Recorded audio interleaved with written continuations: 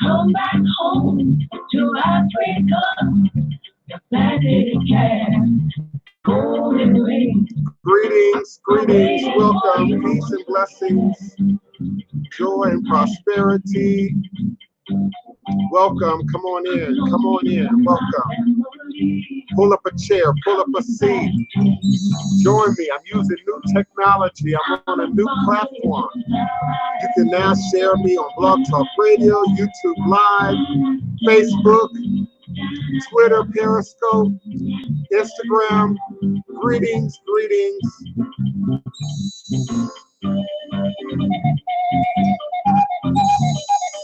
Thank you, Kiana. Greetings, greetings. I'm here, beloved. Somebody's at my door now.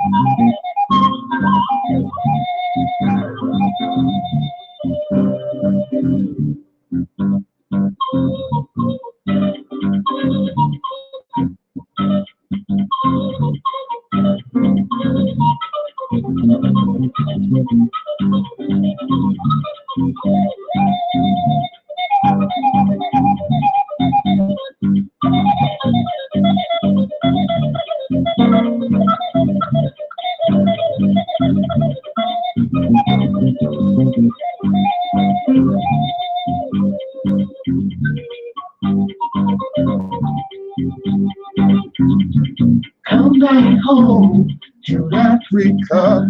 Come back home. Greetings, welcome, peace and love, joy and prosperity. Welcome, welcome, welcome to my new participants, to my new viewers, to my new listeners. Greetings and salutations, joy and prosperity.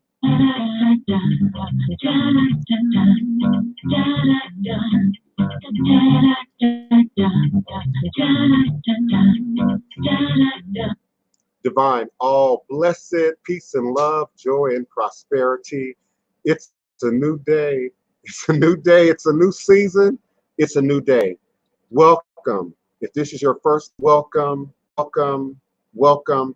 If you're a regular listener and participant, we're now live on Facebook, on Instagram, on Periscope, on YouTube Live, and Blog Radio. My live listening and call-in number is area code 845-277-9143, 847-9143. You are ready to comment or request. Please do press the number 1 on your telephone keypad. This will alert me that there is a caller in queue. It will afford me the opportunity to unmute your mic and then bring you into the conversation.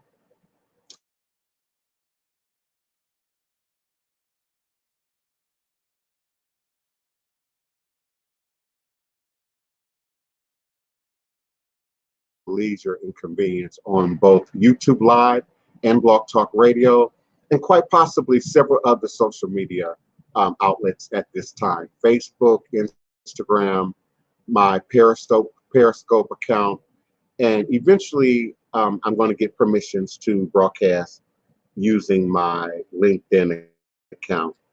I greet you in peace and love, in joy, in serenity, and particularly in this present moment in time and space, understanding that all is truly and indeed a blessing. If you can just see beyond the veils, for it is all just an illusion and a test and one of the greatest divine mysteries of this life cycle. This is my constant prayer, my mantra, affirmation, reverberation, reiteration, and it is my ever-living reality. It is crucial to the very foundation of understanding my teaching, my walk, my works along this divine, all blessed life path and journey. And it is how I, the Divine Prince, make sense out of all that we're challenged with here in our daily existence on Mother, Father, Earth. It is my personal place of power and understanding, the place from where I begin, the place from where I realize and crystallize all my endeavors, understanding that I and I alone create and co-create my divine destiny, and I alone create and co-create my divine, all blessed reality. And so it is. Ashe.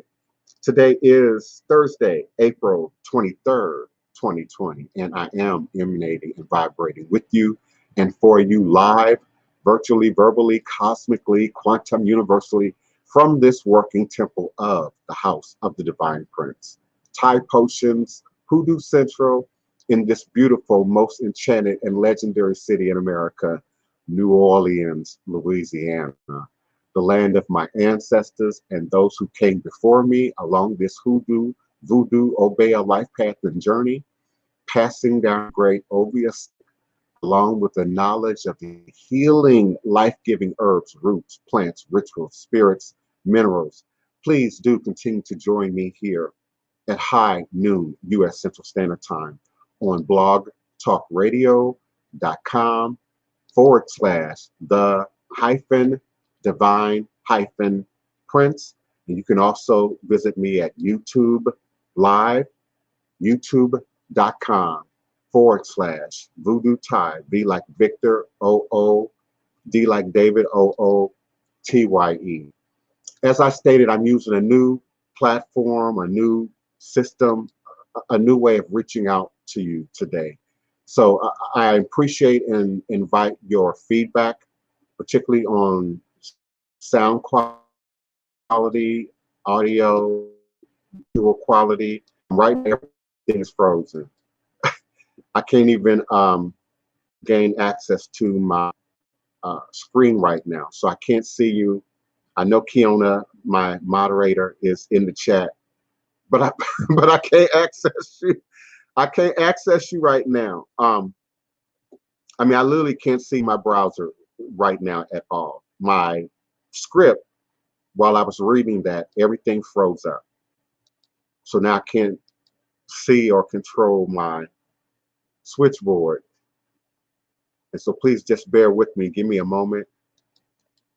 Maybe it'll maybe it'll work itself out. I was anticipating, first time doing a broadcast on this many platforms at once. I was anticipating some kind of learning curve, and so now I'm realizing that I can't do a whole lot when I have this program running, and expect to see and maintain control of my switchboard. So my switchboard has to be on top when we do this the next time, so that in the event that this happens again, I'll know what to do. I can't even unmute my mic here and bring you in because everything is frozen. If I reboot, I'm going to end the show, and that would force me to have to try it again on tomorrow. So give me a moment. I'm okay. We got motion. Okay, bear with me. We got motion. Okay, things are closing and other things are reopening for me. I did have a moment there where I could actually see my switchboard. So I believe I'm still broadcasting live. This is my very first time using this particular platform. So I don't want to say the name of the platform. I don't want to, it's probably not the platform. It's probably me and my using this for the very first time. I'm back on Takia Chat, Gray Skies, Kiona D. Carter, Neophyte Boat Tourist, Ms. Diversity 3, welcome, welcome. Joanne Alexander, greetings and salutations. Welcome for being participants and showing up today for my first simulcast broadcast of Blog Talk Radio and YouTube Live, Revolutionary Hoodoo, New Orleans Voodoo, Seeks and Recipes. I'm using this new platform, which affords me all these great graphics and and your ability to see my call-in number and other information that normally Keona would have to feverishly type in during the course show. This can now be preloaded. Um, this can now be preloaded, and I can much easierly input it into the show. Seven of the gentlemen, greetings and salutations. Thank you so much for showing up. If I don't pronounce your name right or say your name, it's because I cannot pronounce it. Let's see. Gray Skies, Weird Mafia, welcome. One Selfologist, Juan, greetings and salutations. Welcome to another edition of Revolutionary Hoodoo, New Orleans Voodoo Secrets and Recipes. And if you will, let me know what platform you're viewing me on. So if it's Facebook, put FB behind your greetings. If it's IG, put IG behind your greetings. If you are still using YouTube, let me know that. Instructions were to close out all my YouTube windows when starting this new application. So normally I would be able to see what's happening in real time in YouTube. Everything has been sent into this one platform. So let me know where you're shouting from, what platform you're utilizing in order to see and enjoy and participate in the show today. And I do invite callers at area code 845-277-9143, 845-277-9143. When you're ready with your question, comment, or request, do press the number 1 on your telephone keypad, and I'll unmute your mic and bring you into the conversation. I also know that this new platform affords me the opportunity to bring my callers, my guests, onto screen with me. Just don't know how to do that yet.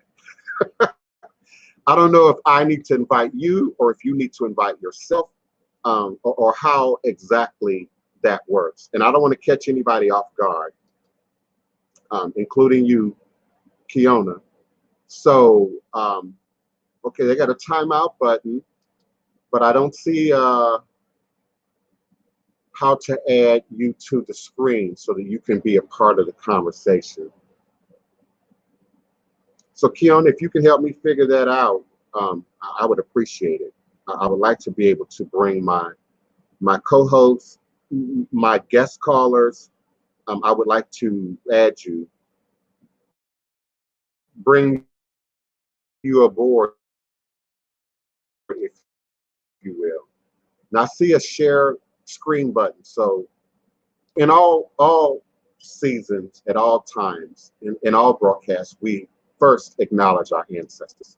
For it is indeed the shoulders of great and mighty ancestors for which we now have our very being, our very standing. Every single day, every single moment of our waking existence. This is something that we've always known in ATR. We've known it for centuries in Voodoo. And now science is catching up in its acceptance and awareness that ancestral memory survives in the blood, survives in the DNA. So indeed, our very picadillos, our very character traits, the things that we favor or lack favor for, often rest in our ancestral memory, our ancestral DNA. So it is always wise and pertinent to acknowledge our ancestors in all endeavors. People ask me, well, how much and how often? Looking for that ritual time of day or that ritual sequence. And those within the tradition, Ifa, Fa, Voodoo, understand that we do operate from a ritual calendar. But there's never an opportunity that should be passed up to acknowledge those who came before, to acknowledge the ancestors. They are indeed your first line of defense in every human living endeavor. They are indeed our first line of defense. We also acknowledge today those great warrior spirits that not only stood up with us on the continent of Mother Africa, but continued to ride with us through the Middle Passage, made their way into the New World, and now we see it prevalent in Kendable, in Lukumi, in Santeria, in Maria Leonza, in Voodoo, in Hoodoo, in Conjure. So we We acknowledge the powers of iron. We acknowledge the powers of the crossbow. For indeed, our direction is the powers of Oshosi, and his ability to possess and control magical arrows that always hit their target. And we also acknowledge those indigenous ancestors and powers that not only met us here. Now that I got my new platform going, my doorbell is the hottest thing happening right now.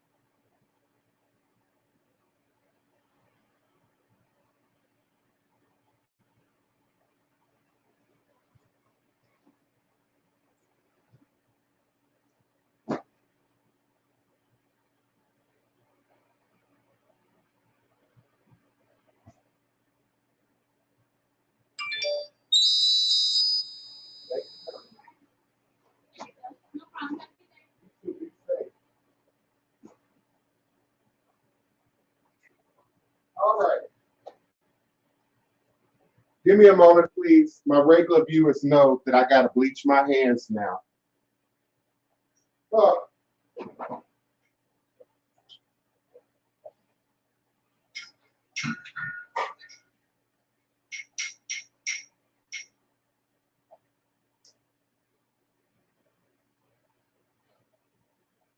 Thank you kindly for your patience. Of course, Walmart would deliver right in the middle of my broadcast. So I had to bring my groceries in and then, of course, bleach my hands. Listen, there's no reason to go out. Ain't no reason to go to the store. No reason. Have it delivered. Have it delivered. And I know how difficult it is to arrange an appointment time. You got to play these sites, Amazon.com, Whole Foods, Rouse's, Walmart, Jet.com. You got to play them like a video game. So I keep them open in a tab. I refresh them periodically. Sometimes you get an appointment, it's 5 days out, where you got 5 days to figure out what you want delivered. But some of you are going out too much, running out too much, going to the store for this, that, and the other. And this monster is still out there, still out there.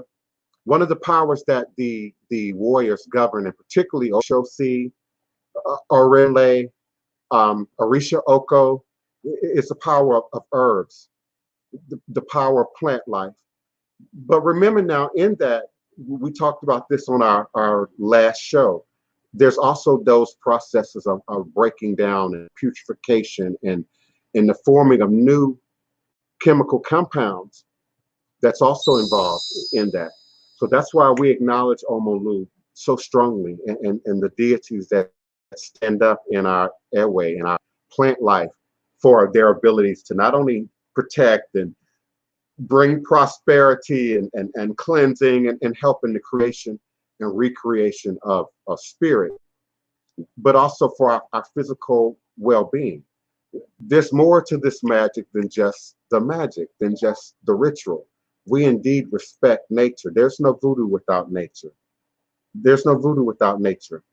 And as Oba Obatala to the US said here live on our show a few months back, there's no Ifa without voodoo. And there's no voodoo without Ifa. So we acknowledge the powers of the day. That's why we acknowledge the powers of the day. The ritual cycle is connected directly to the active forces that we operate in, that we acknowledge each and every day of our waking existence. Ancestors are always present. They're always present.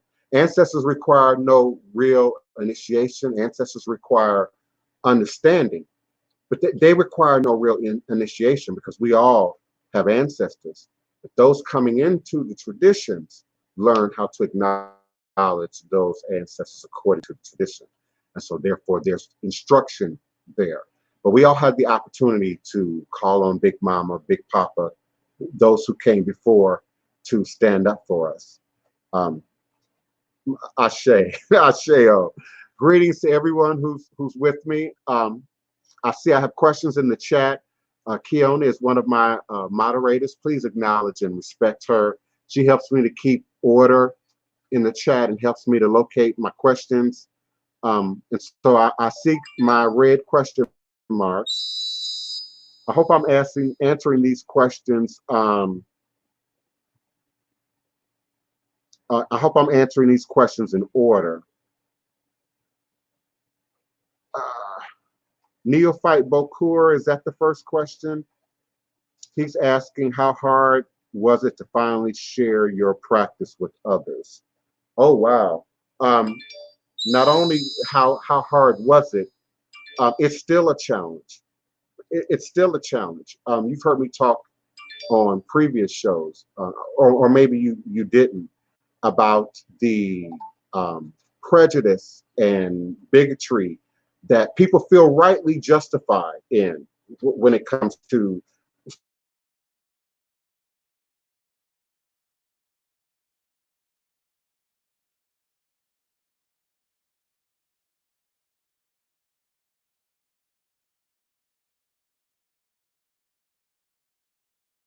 saying, well, Black people can absolutely be racial, biased, prejudicial, and often for me, it has shown up in the demonstration of voodoo. Either their interpretation or misinterpretation of what I look like, what something might mean. It could be as simple as my name. My name has gotten me positions. My name has prevented me from positions because it registers something in people. Often, until things become a fad. Back in the day when I had dreadlocks, back in the day when my dreadlocks were down to my ass, dreadlocks weren't popular. I just lost my Blog Talk Radio. Dreadlocks weren't popular. So people were still questioning dreadlocks. You were a radical, or you were, an outsider, or you were quite possibly homeless and couldn't do any better. There were all these overt ideals and prejudices and labels that people would first attach just on what you look like, what it looks like. Even today, people see this and they're confused. Well, is he a Muslim? Is he a Rasta? What's really going on? So there's an opportunity there for bias and prejudice. But then given the opportunity where I have to say, and this is something that people often don't think about, especially here in the West, because we grew up in it. It's something that's so ordinary to us that even when it sets itself out apart, we don't often sort of pay attention to it. So there are these overt Christian religious demonstrations in the world. And sometimes Islamic. I've gotten it from Hebrew Israelites. It sounds very akin to, the sanctified individual who shows up at your door, or the Jehovah's Witness, who shows up at your door.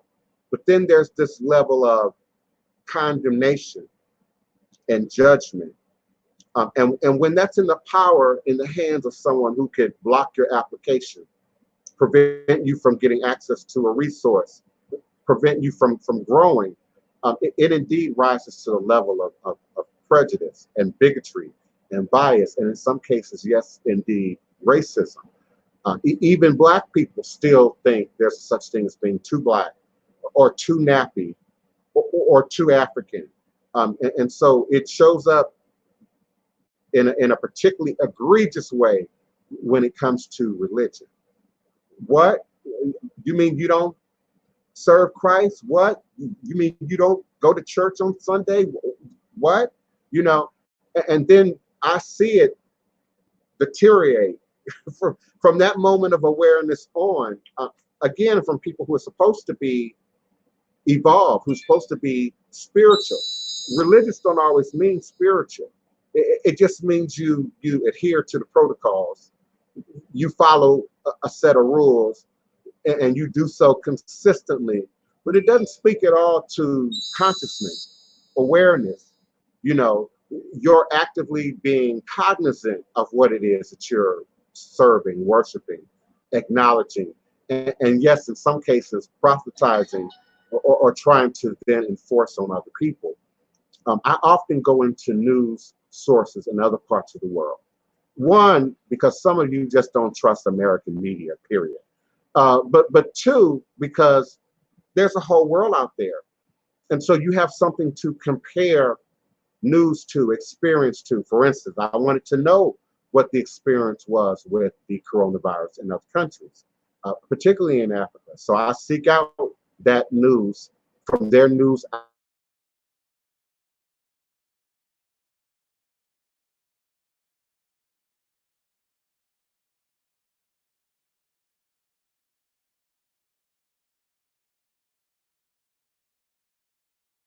Um, so I'm particularly fine-tuned to religion, spirituality, and how that's manifesting in Africa. So you indeed see, you know, whole villages of people being wiped out over religion, whether it be from the Christian side or the Islamic side, if you will. There's a law that's being enacted now. I believe it's in Nigeria. Um, don't quote me on that. I believe it's in Nigeria. It could be Cameroon, but I believe it's Nigeria, where up until recently, pregnant girls were not allowed to attend school at all. And so now they're making inroads to allow, and we're talking girls 15, 16, 17, and sometimes even younger in these cultures that aren't quite Western, that still live and exist from a very different mindset. And so that's a new innovation for them. But for someone like me living in the West, to sort of see the comparisons to these countries that are now traveling roads that America supposedly has already traveled, has already conquered, has already evolved beyond. Christianity and Islam and its demonstration in Africa is horrendous. And so just what you believe and how you look and how you wrap your head or not can cost you your life in many parts of the world. I've talked in previous broadcasts about social media. There are countries like Ethiopia where you can't be on social media. It's either not accessible in your region. Sometimes I post my Blog Talk Radio map on my YouTube show page so that you can see where we're being viewed from, where we're being listened to from. And you see large dark areas in the continent of Africa. And that's because there's either not financial means for the average person there to have access to the internet. I can remember a time when in Nigeria, you had to go to the cafe in order to use a shared computer. We now see more and more of my friends, you know, in Nigeria have mobile devices, you know, and are showing up in other platforms. But there are places like Ethiopia, you can't do that. You can be in prison, you know, for 14 years for showing up in social media, making references, comments that your government or even more your religious figures might not agree with. So we often see that as something that's happening somewhere else, neophyte Bokur, something that's taking place in another part of the world. But yeah, oh yeah, I know many of you have seen the most recent commercial um, about the legalities and illegalities about being gay in America. And it's still in some states legal for you to be evicted, fired from your job, discriminated against. So when we look at Africa, East Africa, West Africa, the Middle East, some parts of Asia, we see strong aggressive demonstrations towards religion and belief systems. And so, yeah, I see that here. I experience that here, if not virtually. I experience it on the ground sometimes. I can go up to the checkout counter, on the occasion, and they'll see everybody but me. And I stand there, with my hands folded, and I'm monitoring the scenario, and they will see everybody but me. So um, you have to develop a tough skin, a thick skin, and that's not the same as being defensive or being aggressive. If you can't speak power to truth, if you can't speak who you are, what you believe it, how you understand it, you can't expect other people to. And I learned even through my own family when I was younger, which is what I think your question is kind of pointing at, that if I couldn't explain it, you couldn't expect them to get it. It's more than just saying, I don't believe that anymore. I now follow a different belief system. Well, what is that belief system? Well, now I'm operating in ATR. Well, what exactly is ATR? And many of you are choosing E5. And I have to go for my Risha Romance audience, because it's most available. It's prolific. The Yoruba people are some of the most college degree educated folks in America and maybe even in the world. And so the EFI texts and the Orisha texts are greatly available and then appropriated and reproduced in the stratosphere that is social media. Font is not that easily accessible. Airway is not that easily accessible. Even Akan is still, to some degree, not that easily understood or accessible to the Western audience. So you don't see it being as appropriated as we see Orisha, being appropriated.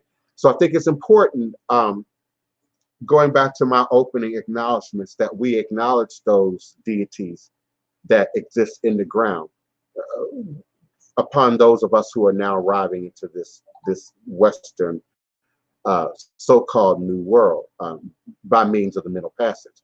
So we acknowledge Black Hawk and many other indigenous spirits. That's one of my favors for Maria Leonza, which is a voodoo tradition in Venezuela, for those of you who are unfamiliar.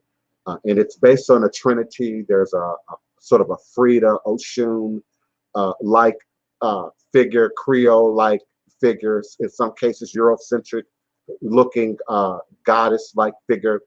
And then to her left and her right are a African deity representing the African powers that were enslaved here, but also the indigenous powers that existed before our arrival, but also assisted us during our arrival. So we also acknowledge those spirits, those indigenous powers, those Indian powers, those Native American powers today, Mayan, Incan. We also acknowledge them today for their knowledge, because it was often their knowledge that helped us to find our way here, particularly when we had the opportunity for maroonage, for escape, for a runaway. Just as we hear the stories of how they assisted the settlers in learning new foods and gaining access to new resources, keeping themselves warm and surviving the bitter winters, they indeed also assisted us in a similar fashion as we escaped and find our maroonage out of the hands of oppression. And so I often have to remind you that that's what revolutionary Hoodoo, New Orleans Voodoo secrets and recipes are truly all about. It's not just reconnecting us back to the motherland, back to the root of these practices and traditions for our own, personal, carnal, physical, and material gain. But it's also for acknowledging that which truly continues to live on in us, that ability to revive and revolutionize a world that might otherwise be our enemy, that might otherwise be out to harm us, that might otherwise be out to eliminate us. So I continue to fight forward. I continue to battle forward. I continue to keep coming through. Some of my regular participants know the technical glitches and roadblocks I've had to encounter with various platforms over the years. So I'm grateful for an opportunity to reach a bigger audience, to reach a greater audience, and to reach an audience that's truly and indeed interested in authentic voodoo practice, authentic root work and conjure. Let me continue to address my questions that are present in my chat. And I hope Neophyte Bokur Tourist, I answered that question. It's something you just do. It's something you just do, and you have to do. But it's harder. The less you know about yourself, the harder it is to stand up to those outside voices. Yes, Empress Libation. People still hear the word voodoo and question your character, your values, your morality. It's equated with demonic worship and Satanism, and it's equated with witchcraft, which it's not. It's equated with paganism, which is not. So there's still that very strong negative overtones that people either directly or indirectly throw at you once you identify voodoo seriously. Seriously. No, I mean seriously. Some of you are just using it for entertainment. I use it for entertainment. I'm an actor, I'm a performer. I've used it in advertisements. I've used it in American Horror Story, but that's entertainment. That's creative imagination. There's creative license, we say, in art. But some of us have confused and blurred the lines between what's creative imagination and what's reality about not just this tradition, but many indigenous traditions that are now being revived in the New World. And they're being revived primarily for selfish means, that gumbo pot that I talk about that we're going to pick and choose and pull from, only to avoid committing or fully understanding any system. And so some get angry, give up, pull away from, back away from, and then pick and choose, from this buffet, of cultures and traditions and practices. And then everything gets taken out of context. Then the true meaning of things gets lost. And then false meanings get implanted on top of the imagery, on top of the symbolism, on top of the implements, in some cases, on top of the practice itself. Pending, would I please speak on Babalu Oye and how can one connect more? Babalu Oye is one of the deities that I talk about that made the Middle Passage. We say Omolu. Babalu Oye has sacred names, authentic names, more original names that are often known within the traditions. But it's said to be taboo to sort of say them out loud, speak them out loud because of Babalu Oye's power as the antidote. He is indeed the power of the antidote. Now, his ability to call calamity or send calamity is another metaphor that has worked its way into the New World demonstration of the deities, of these powers and these traditions. And in previous years, I've discussed the importance of the usage of fear. I've never set out to sort of remove the fear of voodoo. Fear has a very usable place. I remember Granddad used to say, you know, you'll either fear me or you'll learn to respect me. I would rather you respect the deities than have to fear them. But in many cases, if there isn't that element of fear there, many would harm themselves and you and others with their ego exploitive approach to how they come at these powers and these traditions respectfully.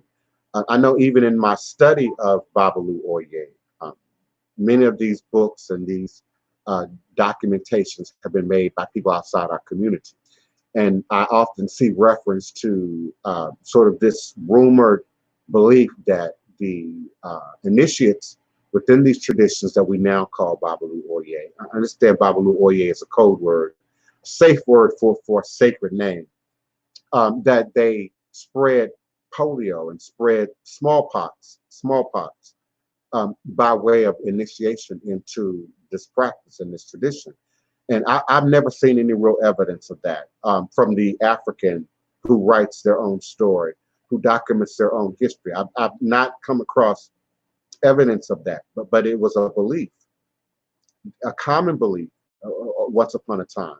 So it plays into this notion that Omolu, Babalu Oye can absolutely send virus, disease, calamity, infirmities to a particular person, to a place, to a society.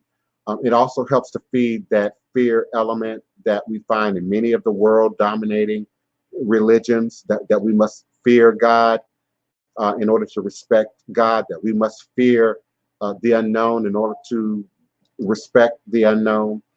So I believe still that there's a place for fear. If fear will prevent you from crossing the line, from being disrespectful, from playing in a pen that you aren't prepared for, where you might get hurt, then I'm not trying to actively dismantle fear, but I am actively trying to dismantle ignorance. I am trying to actively dismantle the illusions and delusions that people have and the appropriations and make clear the synchronizing that is taking place authentically within the traditions, and then separate that from just that gumbo pot of mess that many people who are operating in witchcraft today are creating unto themselves. They're not creating it with or for people who are actively practicing these traditions. It's a gumbo soup that you alone eat, and those who operate in that vein eat. Those who authentically come at these traditions aren't eating from that pot. How much more can I say, Weird Mafia, or should I say about your question about Babalu Oye? And Kiona, I'm still trying to figure out, how do I bring my guest onto the screen? How do I invite people? And how do I then bring you onto the screen? I emailed you a link last night or early this morning, beloved. Did you respond to that? Did you use that link? Did that link bring you straight to the show? I need you all to help me understand this brand new platform. I literally have not even had time to read through how to really work this platform. So I'm not understanding how to work it yet. And I'm not sure how much of a delay I have, because Kiona, your most recent comment at 12:43, it's 12:45 now on my end. So help me, somebody. How do I invite co-hosts? How do I invite participants so that we can see you and hear you here on screen? The Warpath of Obatala. Hoodoo occultism would like me to ask about the Warpath of Obatala while I try and still figure out how to bring you all onto the screen. There is a warpath that's little known, little discussed, if you will, as it relates to Obatala. And again, if you're born in the best of circumstances, you're born in your ethnic group, you're born in your family, you're born in your tribe, you know who your family ancestral powers are, you know who your family Orisha are. We in the West are born under extraordinarily different circumstances, and we are now trying to find our way back into lineage, our way back into these traditions. Understand these traditions are rooted in lineage. You don't just pick and choose a deity that you have a preference for. You don't just pick and choose a deity that looks most attractive to you. Not how we operate in these paths. So Obatala, by way of the Orisha romance, all we know in the Orisha romance is the white cloth, is the Obatala that's aged and elderly and shakes and trembles when he shows up in a ceremony. Few know of Obatala as not being uh, sex specific. For instance, Obatala is neither male nor female, number one. Number two, there are warrior paths to Obatala. And when we consider um, sort of the known information that Obatala governs the head and indeed created the body, then there are elements of balance and imbalance implied there. Okay, thank you, seven the gentlemen. I think I got this working. Um, so I might be able to add seven the gentlemen to the screen. So while I'm trying to figure that out, let me continue, seven the gentlemen, with this question while I try and add you. Um, so there's a story that tell about Obatala creating humanity, fashioning the human form. And then within that story, there's a legend that he got drunk on palm wine. And this is how Obatala created, um, I always say infirmities, but that's not the right word. Malformations, maladies, often that we are born with, child deformities, health issues that we bring into the world with us. But there's also that element of palm wine and intoxication, and the idea that Obatala governs ahead.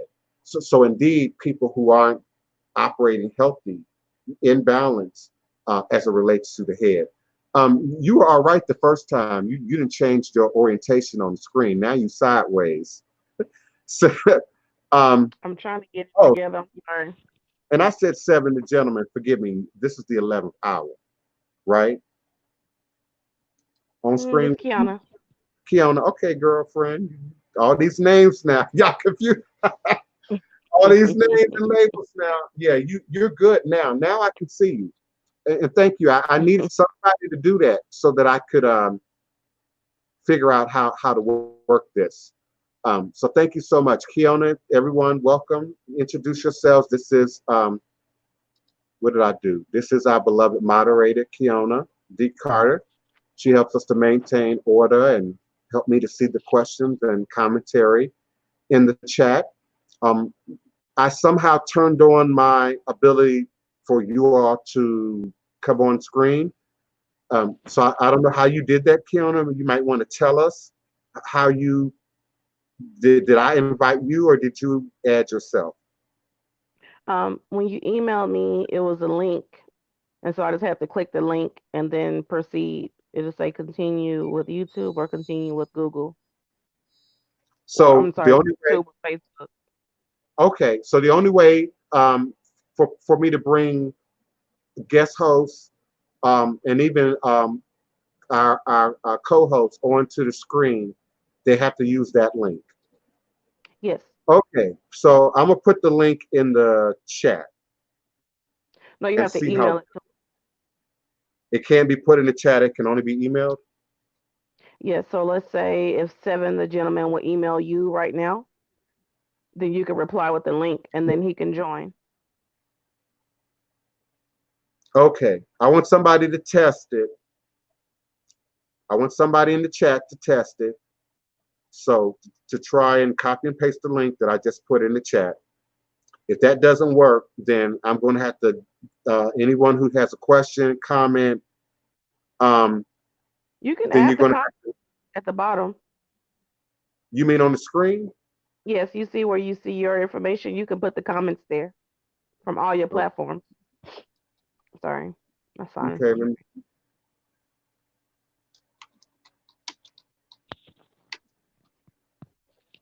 okay. Look at you. Yeah, I literally did this last night. Look And at you. I tried to read it. I tried to make sense of it. Um, and so I figured the only way I was going to make sense of it was to, Do it. yeah, just to do it. Now But I there's no added, buffering. yes, no buffering. Oh, now is anyone watching us from YouTube? How clear is this in other platforms? Wait, let me look. Hold on. Yeah, someone's in YouTube or Instagram. Am I clear in Instagram? Am I clear on Facebook? I appreciate your active participation in the show, but also I appreciate you all's commentary about, the clarity and the quality of the show. Otherwise, we might broadcast an hour and later on find out it was a hot mess, which happened a lot in the old way we were doing the show. And the buffering would kick in and whole sections of conversation would disappear. So my hope is that this fixes that this corrects um, that problem. Keona, you're gone. So I don't know if you disconnected yourself or how that worked. I have comments in the chat. Give me a moment. I'm reopening my chat here. Thank you, Danielle Johnson says we're clear on YouTube. Thank you kindly. Somebody check Instagram for me. We're supposed to be broadcasting live on Instagram as well. And so if that's true, if that's the case, um, it's a new day, Keona. It's a new day for revolutionary hoodoo, New Orleans voodoo secrets and recipes, and quite possibly shows that have limiting to no buffering. Um, King Poetic Justice. See, it's people like you that I would love to call in. Uh, King Poetic Justice left a comment on one of my COVID 19 B videos that many of you have been enjoying um, recently. And Keona reminds me that I need to be posting at 6 p.m. every evening. And he's commenting about some previous videos that I made in discussion of COINTEL in a more recent context for my younger listeners and viewing audience. You hear fake news, and you heard back during the last presidential election talk about Russia, interfering, in the presidential election and showing up in social media and influencing the American audience and their opinions about, news and what was happening. Well, those that are a little bit older with a little bit more white on our face know that that's not a new concept. And that goes back to COINTEL in the 50s, 60s, going into the 70s. And COINTEL, Co-Intelligence Program, COINTEL Pro, was the common abbreviated form in which we would often reference this program. And its purpose was the Hoover, I believe it was, and the U.S. government to get themselves involved in the civil rights movement, the women's rights movement, many of the movements that were burgeoning and developing in the 50s, the 60s, and the 70s, and then infiltrate them in order to dismantle implode these organizations, these grassroots organizations from the inside. And so we know at that time we didn't have internet, we didn't have social media, we didn't have this great technology, we didn't have cell phone technology, and so they had to do the work on the ground. And so they made their way into church meetings, church groups, private sessions. They had to literally perpetrate as a FOI, as a Muslim, as a black radical revolutionary. They had to perpetrate their way into and then relay this information back to the government.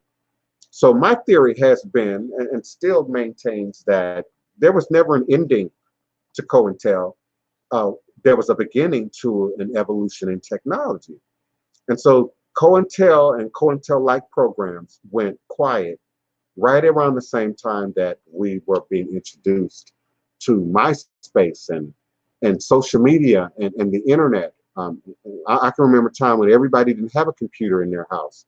Everyone didn't have a device. But that's when we saw a lessening of discussion about COINTEL, and now in a rising of this technology. So a newer manifestation of that would be the talk of foreign nationals getting involved in our political business, so to speak. But those who've been with me since Yahoo 360 and my early Blog Talk Radio days know I've been saying for years that much of what I'm seeing in Facebook, in social media from some of you is not real. It's not real. The most aggressive, the most out loud, the most offensive posters tend to not be real. There are not very many people who can walk in that level of energy and that level of truth 24 hours a day. It's impossible. There's also no way to be that person in social media and not leave a footprint. One of the most recent posts was about, enjoying. I like to go into your local news and some of your national and international news platforms like CNN, but local news, WWL, WDSU, WGNO, and see how people interact within the chats attached to that in Facebook, for instance. And sometimes the loudest, most aggressive, rudest, most offensive voices in the chat, you just click on their profile. They haven't had anything to say in 6 months, in a year. They've only got 5 photos on their profile, only 10 photos on their profile, and 7 of them are the same picture. These are fake profiles. These are profiles created, whether they're created here in the US, whether they're created by the bored teenager, whether they're created by the bored revolutionary or the armchair revolutionary, as we used to say, or by the Russian or the Chinese. They are fake profiles designed to really get you in your crawl and get you in your feelings and get you worked up emotionally. Particularly, they say the most rudest things, the most aggressive things, there's never a spirit of clarity or understanding. I might have a different point of view, but I want you to understand what I'm trying to say. No, it's always the immediate attack, the immediate name calling, and names that we hear the president use, names that we hear political talking heads use. So it's often a copy and paste of what's, most commonly being reverberated or regurgitated from some of our biggest figures, in our society. So we've got to learn to not only be warriors, but to think for ourselves and to think clearly. I like to reference, people ask me to talk about books. I like to reference The Art of War a lot. One of my favorite spiritual books is The Art of War. And so a true warrior has to choose his battles. Not every battle is not every scrimmage is battle worthy. Not every insult, not every comment is even worthy of a response in some cases, particularly when you're going to get a negative response to it, which is why these perpetrators in social media are so easy for me to identify and to sort of pick out. If you have questions or comments, please type them in all capital letters for me, and I'll be more than happy to address them. I lost my Blog Talk Radio platform a while ago. I didn't even try and go back at it. So everything is happening now in Facebook, in Instagram, in YouTube Live by way of this StreamYard platform. So type your questions or comments in all capital letters so that I can hear you and see you and respond to you. I would like to bring you on screen as I did with Keona D. Carter, but Keona, forgive me, Keona responded to an email link that I sent her by way of email. I did input that link in the chat. See, I know some of you ain't ready. I know you ain't dressed. Your house a hot mess. You know, I talk about this all the time in my readings. Feng shui, feng shui. For me, this is a mess. For me, this is disorder. And there ain't a whole lot of disorder going on in here because you cannot actively work in spirit. You can't actively work with your shrines and with your altars and with your sacred space if you're living in mess. You just can't. Some people call that feng shui.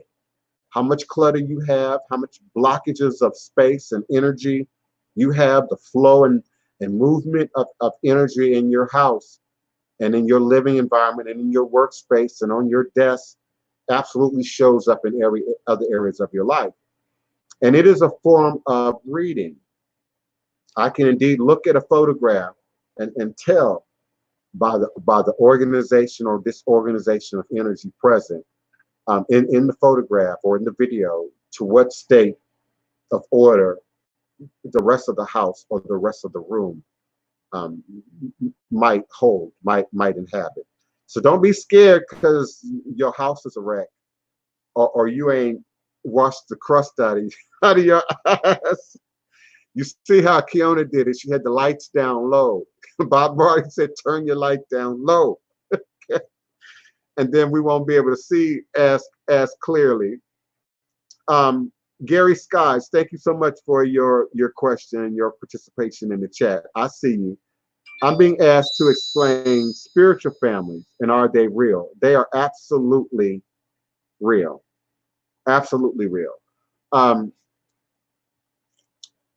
In the Yoruba, I think they have what's called egbe, which is like your spirit partner or your spirit double,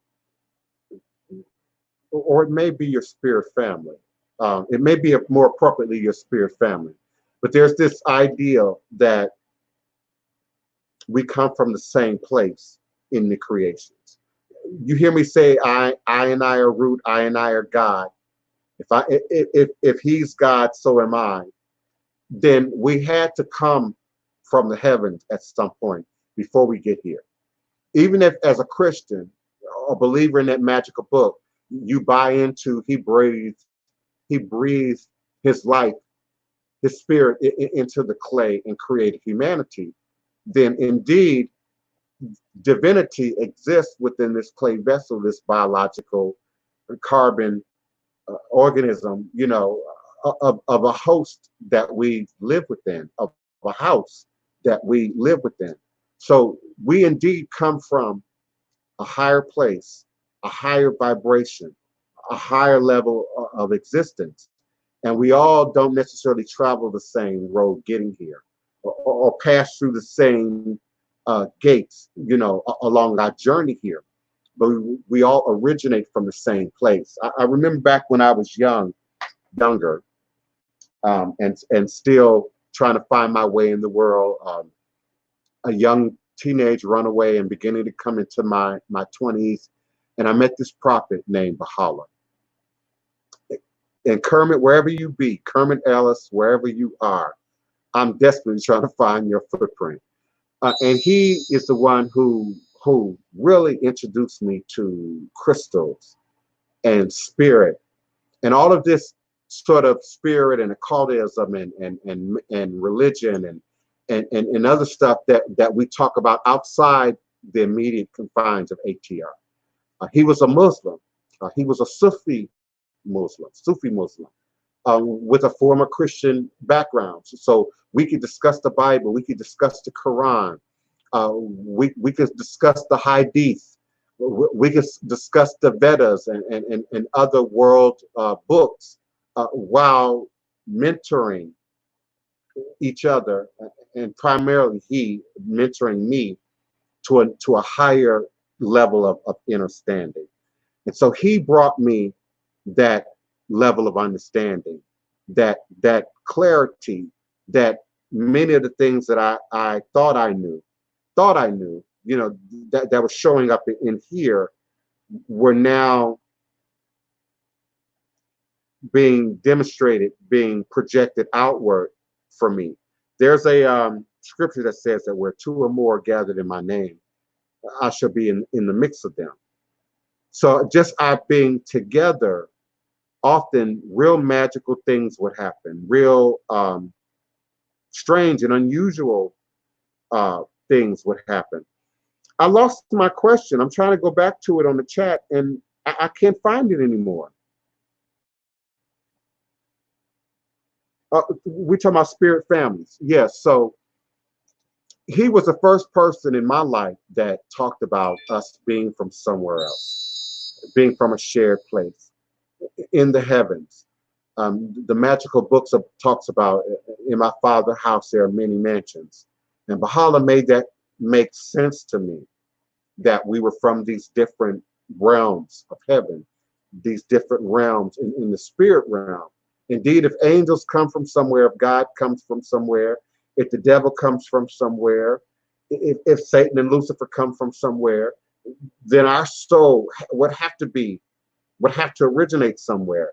And so we get that confused with soulmates, when indeed we come here in soul clans or soul families or soul groups with a shared purpose, sometimes shared ideas, sometimes conflicting ideas that are designed to move us forward to a particular place, to a particular understanding, to a particular demonstration, if you will, in the world.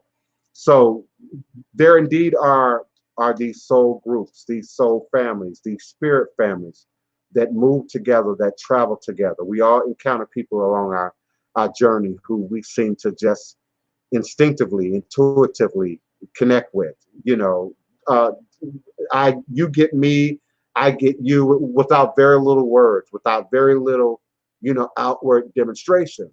This could very well be evidence of soulmate families, soulmate clans coming together, reconnecting again here, in this world, in this earth plane existence. Hoodoo occultism, beloved, I'm trying to figure that out. I'm trying to figure out now how to bring other people onto the screen.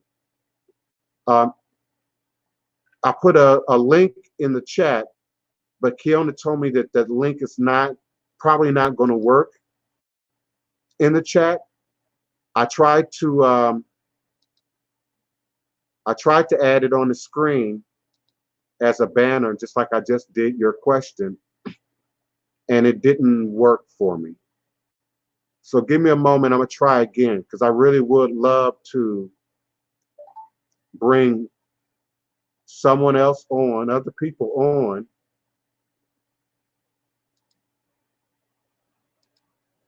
and be able to hear you and see you as well. Now, the other option would be for you to send me a private message. I know that's possible. You can create a private chat and send me your email address, and then I'll email that direct link straight to you. I got the link on the screen now, StreamYard.com / all lowercase, G like girl, E like Edward, 9 WH like the first two letters of who, number 8, and then 4 lowercase i's. So that's GE9WH 8 I, and see if that will allow you to come on with us. Now, of course, your device has to have a camera, audio. I'm on my desktop, which I love because it's a clearer picture. You can see a little bit more detail in this picture from our previous experience with the YouTube alone. Okay, okay, I got you, Seti. Hold on. No, I didn't mean to put you on the screen. Okay, I'm trying to copy and paste, and it's not letting me do that. So let me try. Okay, yeah, because I would love to be able to bring. Okay, the 11th. Okay, Kiona, you're back, but it says your device is not connected. And I'm opening up now a email box so that I can directly send Hoodoo Occultism the link so that he can join the show. Oh, now she got light. Let there be light. Now it says your device is disconnected. Kiona, now you're gone again. For a minute, I saw you and you were there and you were all lit up. And as soon as I tried to bring you in, you disappeared. Be patient with me. This is a new platform, new technology. I'm actually trying to bring you into the show. And so Kiona's helping me test it. Momentarily, I'm going to bring Seti, Hoodoo Occultism. I wish you had sent that as a private chat because I can't copy and paste it.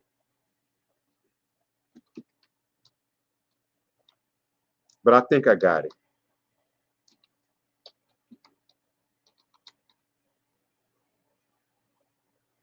No, that's not what I typed.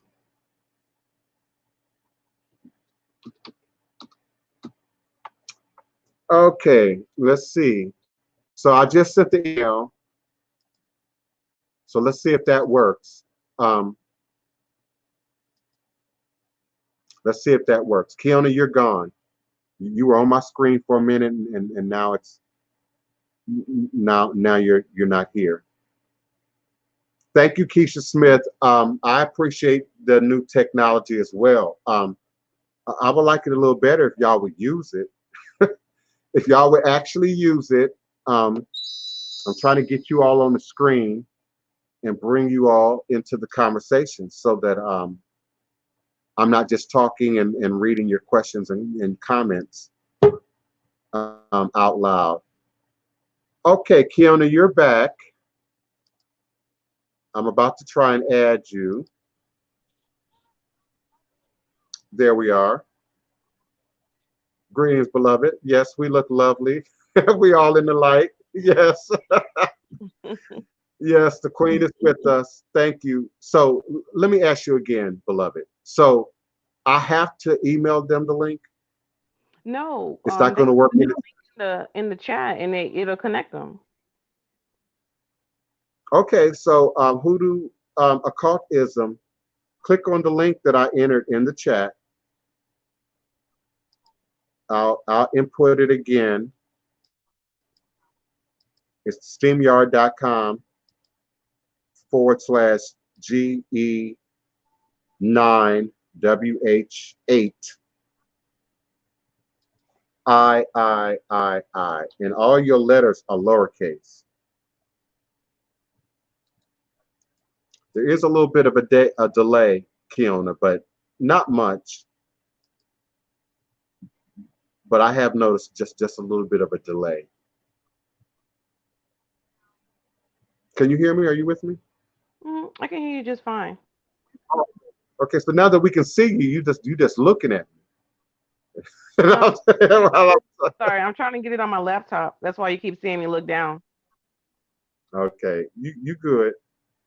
I'm just trying to keep the conversation flowing while we figure this out. You I good. understand. Okay, yeah, so Hoodoo occultism, you need to click the link.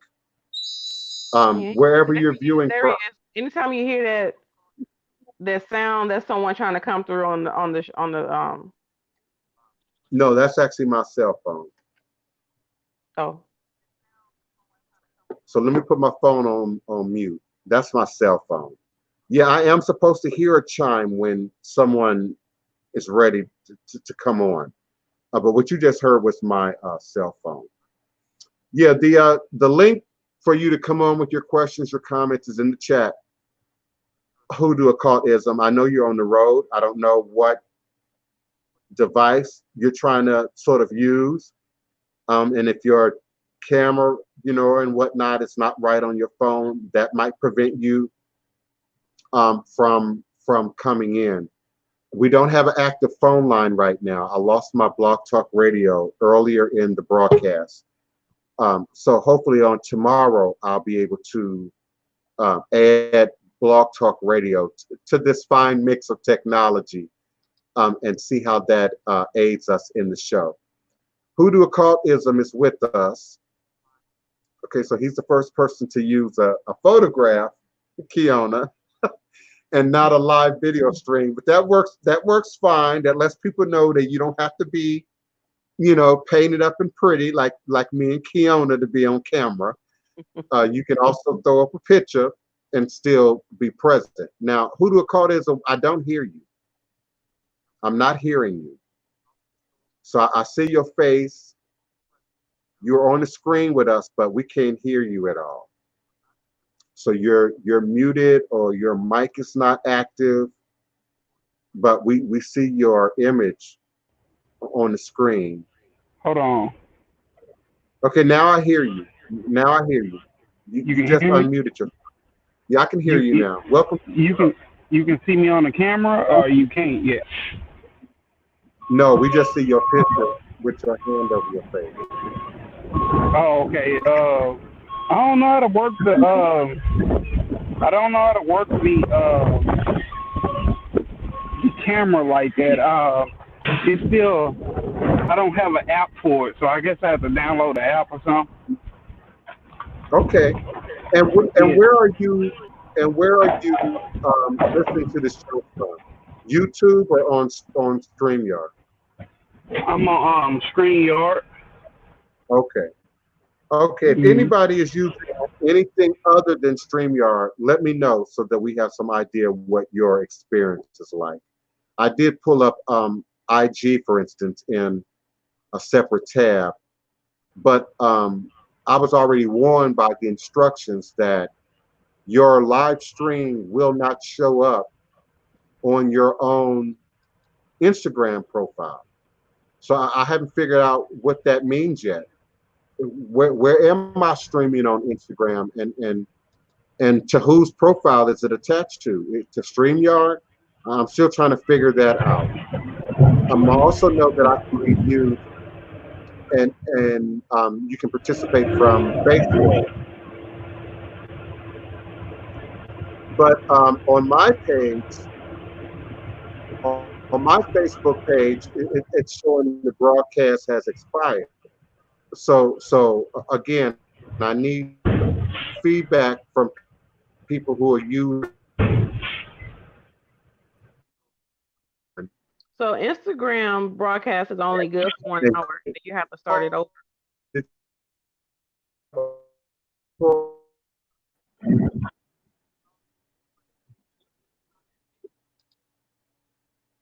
I can't hear him. And Kiona, I heard you say something, but you broke up. Mm. Did you say something? Yes. I didn't hear you. Instagram's live only goes for 1 hour. Oh, okay. I didn't know that. Okay. And then you start Okay. it And Hoodoo over and occultism, for another hour. Okay. So it's back on Instagram now, but a new hour? If you start, you have to start it over, and it'll just Oh, continue. okay. And was it showing on my page? I didn't Was it go. showing attached?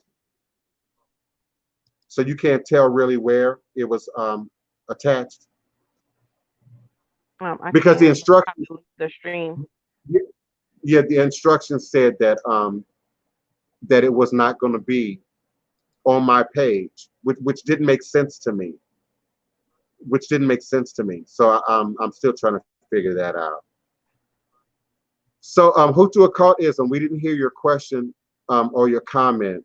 I know you had some background noise going on there, and so you might have muted yourself. But as soon as you can get your mic open, I'll be glad to entertain your question or your comment. I see his chat that he had to leave chat. So I don't know if he's gone momentarily or if he'll be back.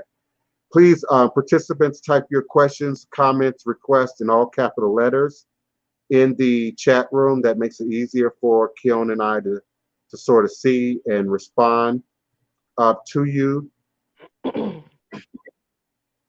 If you would like to join the show, please follow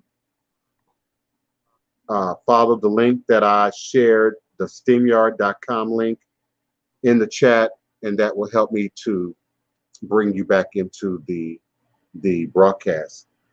This was a great first run, and I'm not going to delay the hour if people don't have anything to say really, or don't have any questions. I did appreciate the opportunity to try out the new platform. I'm liking it so far, but we'll have to see how this goes over the long term. I really appreciate being able to hear people and have people actively participate in the show. So tomorrow I'm going to use my Skype to connect the Blog Talk Radio, and hopefully we'll have a better time with that, a better experience with Blog Talk Radio tomorrow, and then our phone lines will be open. Hoodoo occultism, I need you to clarify your question.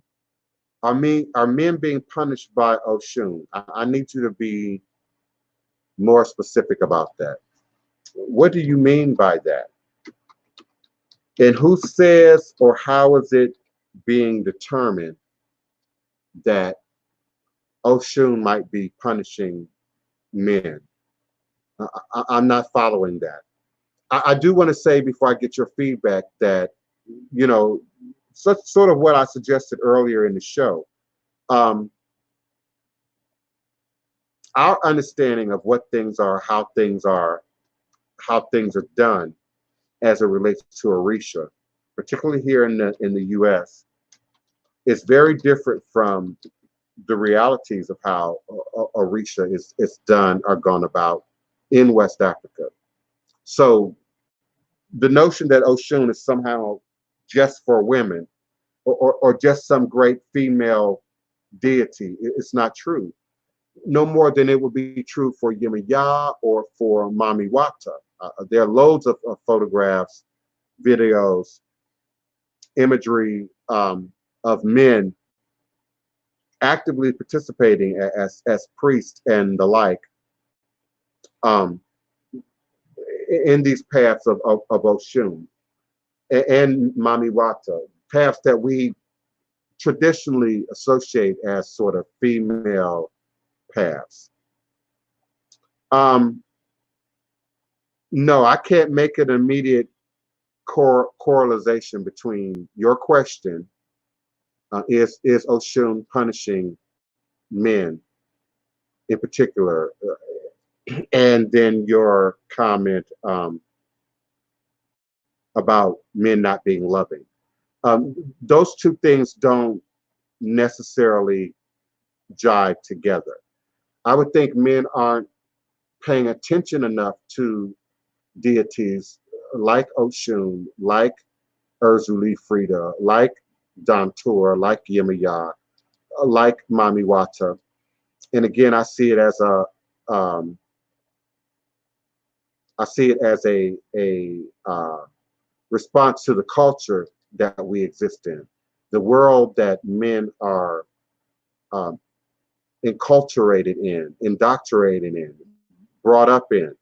How do we make men in the world, and particularly here in the West, particularly here in America? How do we make a man?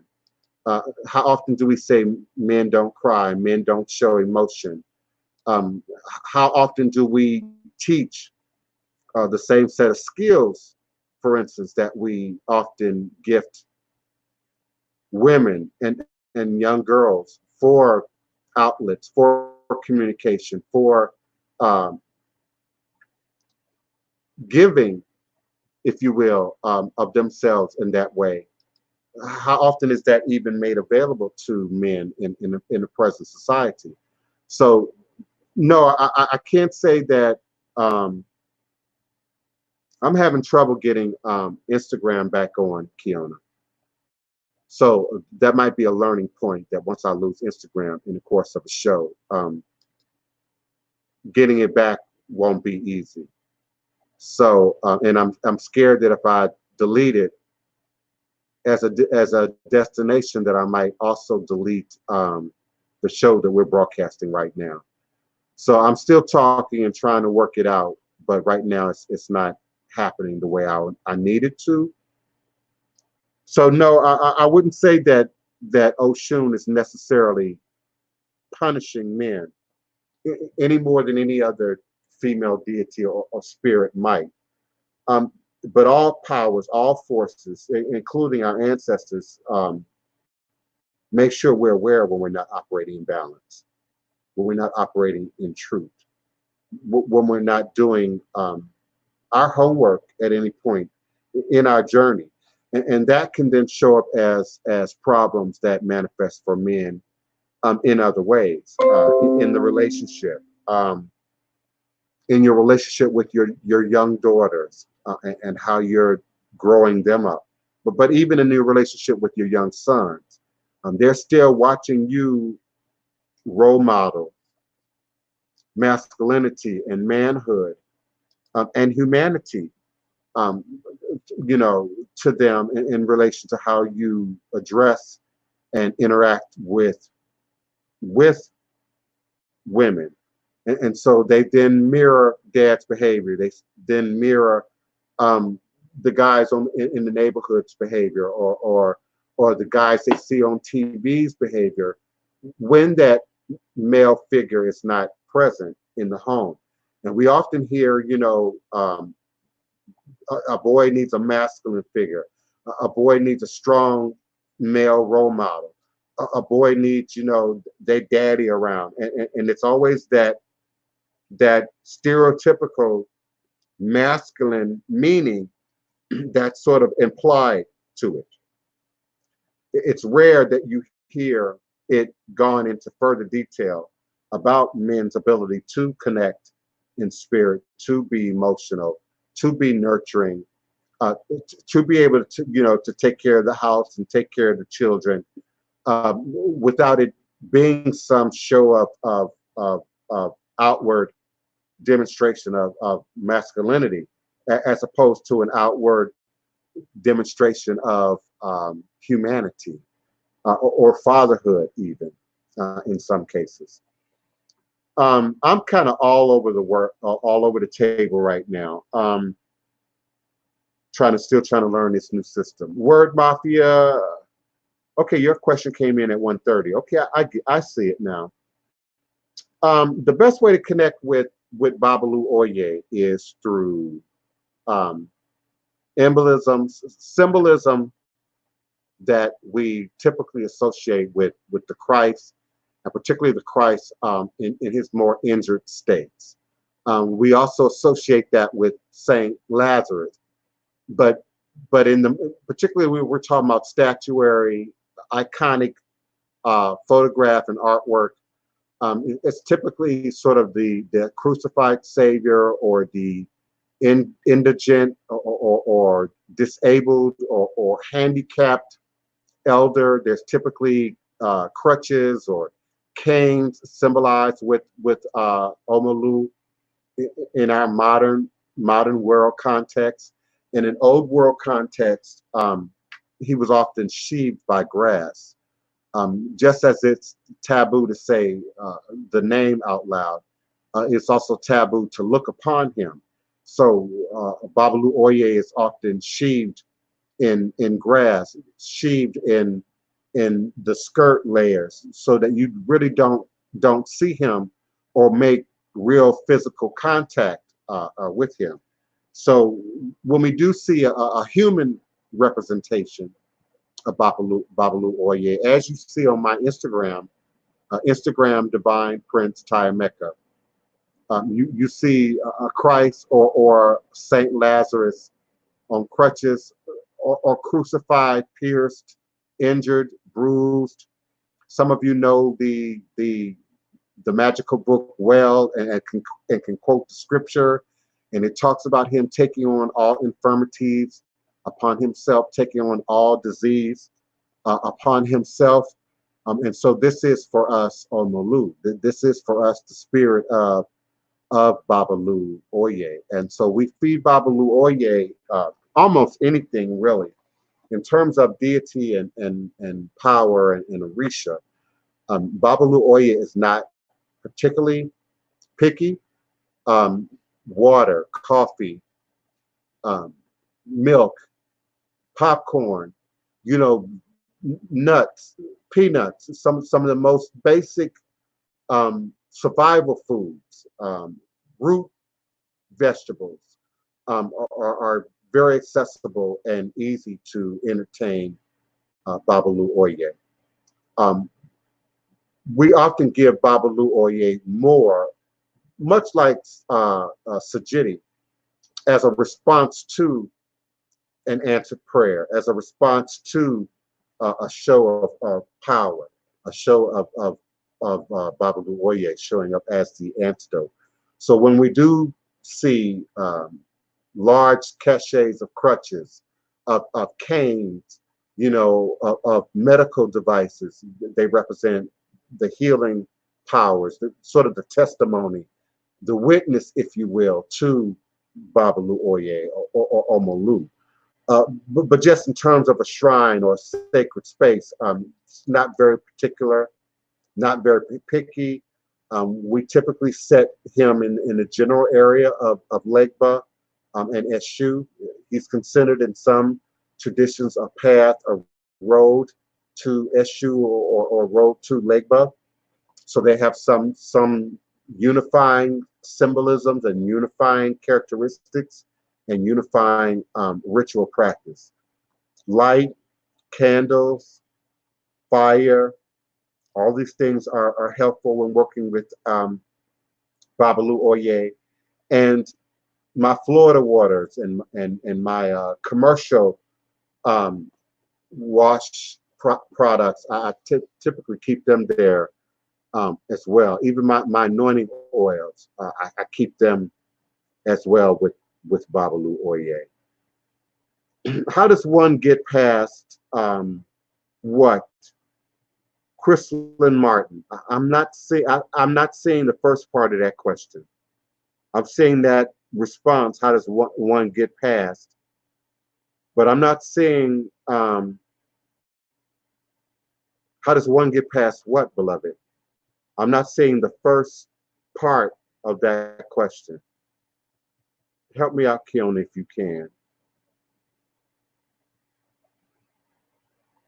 And I invite you to follow the link with your questions, comments, and requests, and turn on your mic and your cam, and also be a part of the show. Okay, I'm seeing all sorts of questions right now, but they're all broke up. Okay, now Weird Mafia, how do I connect with, okay, I answered that with Babalu Oye. Okay, now I'm seeing a conversation about beads, but I don't see the question. or even the subject matter in relation to why you all are discussing these. My chat is moving on me now quickly.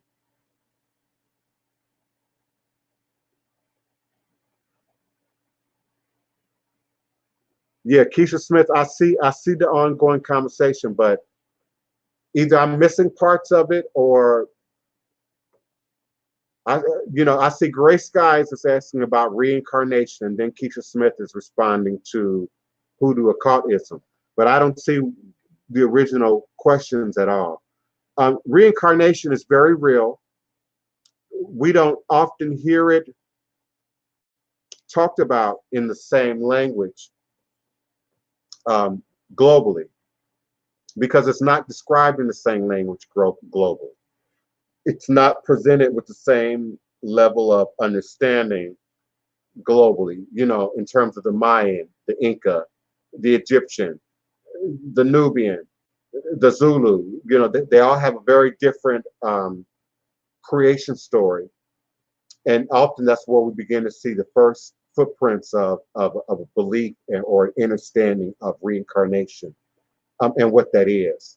So generally speaking, there's an understanding that there's only a certain amount of souls available in the world, and that we now exist in a time when there are probably more souls physically active on the planet than ever before. Many world traditions, including the great magical book, talk about a time when all souls would be present on the planet in the last day, in the time of the great battle of Armageddon, yada yada yada, et cetera, et cetera, et cetera. So there's absolutely some contextual basis for finding the footprint of and the understanding of reincarnation throughout many diverse world traditions. Sometimes just even in the understanding of ancestors in African cultures. And there's a understanding that an ancestor can come back, can return, can then manifest through a new baby, a new life, a new generation. So there's absolutely a presence of reincarnative belief in traditional African belief systems, just as well as the Hindu India-based root for which we mostly identify reincarnation today in its most modern context. I also believe reincarnation is directly connected to our evolutionary cycle, our evolutionary process. We are here to do a work.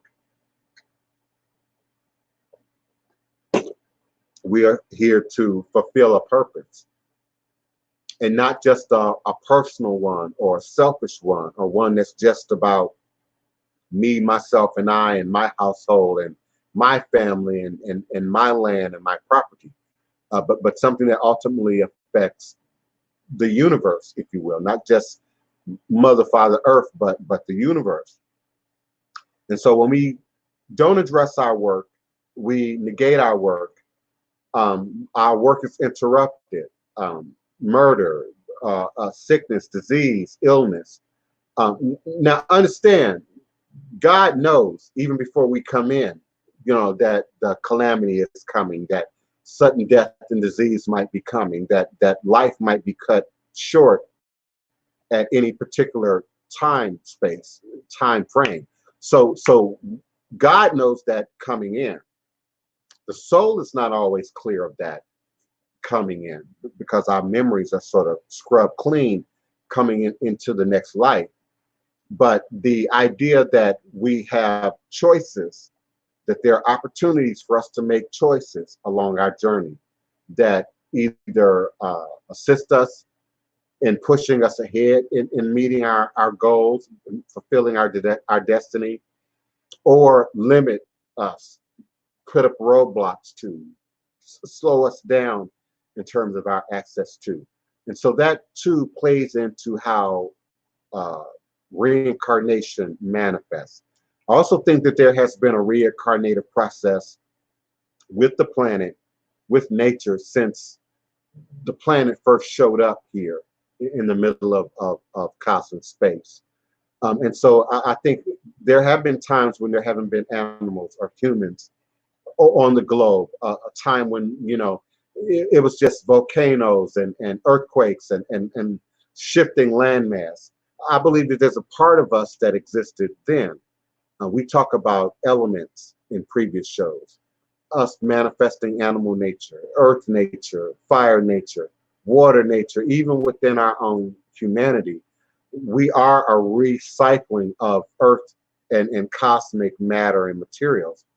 So through every evolution that the planet has gone through, we have been there. We just have not always been human or physical or animal or insect. We might have very well been elemental in some of those incarnations. And so we grow and we evolve right along with the planet.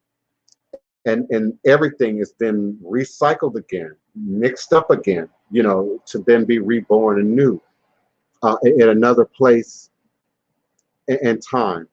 Goddess Nanu, thank you so much for your question. Can smoking weed affect a person getting involved in voodoo or any spiritual practice? It can. It can. I've said before on this show, I don't encourage children smoking marijuana. I really don't encourage teenagers smoking marijuana because your frontal lobe and your systems and your wiring is not fully matured yet. Now, I started smoking weed at 17, 18.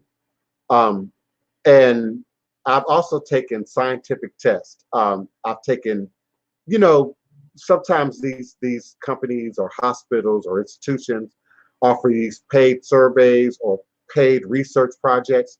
I and my sister, Wapani, have participated in those over the years. So I participated in many memory tests where they were looking exactly for that, the effects of marijuana, for instance, on memory retention, short-term memory, long-term memory, your ability to function and do particular tasks. So often we would have to do math in a certain amount of time, or answer certain questions in a certain amount of time, or rearrange the order of certain symbols, you know, within a certain amount of time. And I always test highly, highly. Over the years, and this is not my sort of giving every young person on the sound of my voice the opinion, you know, the option to smoke or not to smoke. We are all wired differently. Everybody can't handle sugar. Everybody can't handle carbohydrates. Everybody can't handle wheat or corn products. So the idea that everybody can handle marijuana at the same levels is not true either. So I'm not that guy. But as people mature, we see cultures and practices around the world, peyote, for instance, and other herbs, roots, concoctions that are used to enhance people's ability to sort of transcend the physical and go into the spiritual. And so in that vein, I don't see it much differently than I do food, fruits, vegetables, produce, water, or the lack thereof. If we're not taking care of our bodies, if we're not eating healthily, if we're not getting a proper sleep, proper rest, all of these things can then affect our ability to not only operate within voodoo, but to operate effectively within any spirit practice. I know as I came along and grew up, Cheryl Ann, I'm coming to you momentarily, beloved. I know as I came up along my journey, many of you know, as a teenage runaway, a kid out there in the street, I was conscious of smoking for the sake of smoking. I was conscious of fasting. Even as a kid, I fasted. Even as a teenager, I fasted. Even in my 20s, I fasted. So I always have had seasons to sort of look at what looks different with or without weed? What looks different with or without coffee? I tried to go without coffee. My ancestors just won't have it. I love my coffee. My ancestors need their coffee, you know. And so I don't advise it for everyone. Every teacher, every mentor is going to have a different attitude about marijuana, just like everybody's parent may or may not understand marijuana or marijuana use from the same perspective.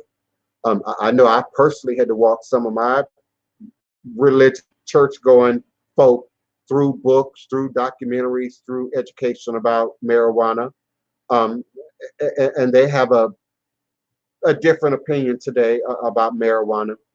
But I don't believe it to be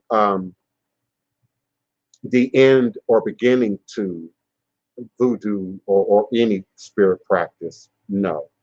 And I can attain spiritual octaves without it just as easily as I can with it. Now, when your 15-year-old tells you that, you know, you throw your hands up.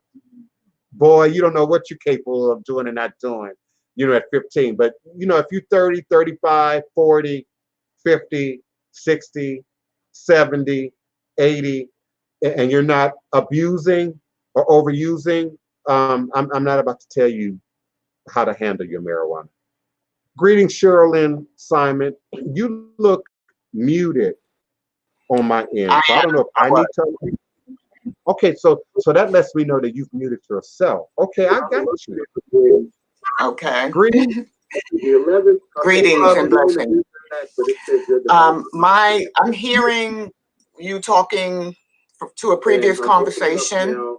I don't hear myself, but I was really just checking your setup to see if I can actually come on, just checking it out. But since I am on, I do have a question. Can you mute your volume a little bit? You're actually, yeah, you're repeating on our end. There Okay, you go. Okay. Yes. I can't hear you. I'll say, so turn it up just a little bit. But no. Audio. Camera. All right. Yeah, I hear you good now. Okay. Can you hear me? So I don't know if you can hear me. Hold on one second. Yes, I can hear. Yes, I hear you well. Okay, so I can't hear when I mute my mic. Okay, so don't mute it. Just turn the volume down. Okay. Is that better? Yes. Okay. So as I was saying, I was just checking your system to see if I could come on, how it worked. But since I am on, I had a question about what exactly is the purpose of mounting in the Haitian voodoo practice? What the supernatural spirits entering human bodies, what is the actual purpose for that? No, that's a great question.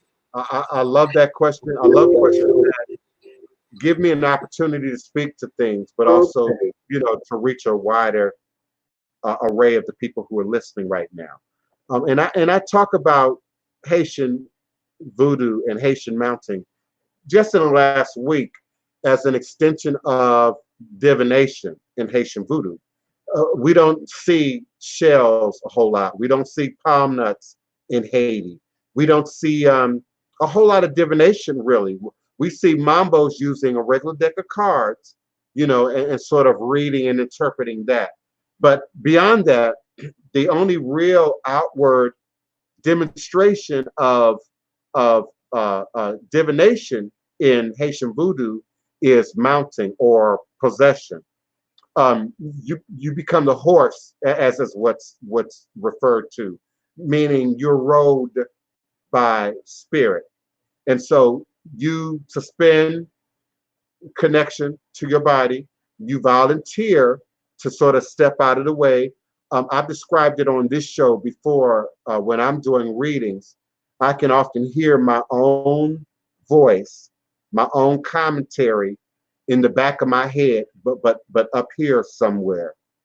Because if you know, many of us have that element, you know, we a little shady and we a little sharp with the tongue, and you hear things and you already got a response to it. I have to suspend that when I'm doing a reading so that the spirits can speak, so that the ancestors can speak, so that I can interpret what's being seen on the board.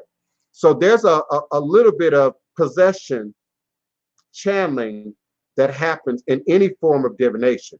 But Haitian voodoo and voodoo take it to a whole nother level. We have mounting also in Louisiana and Mississippi, and indeed West Africa, where you trance, and whether it be an ancestor taking over your body, or a loa, or spirit or power that then enters your body.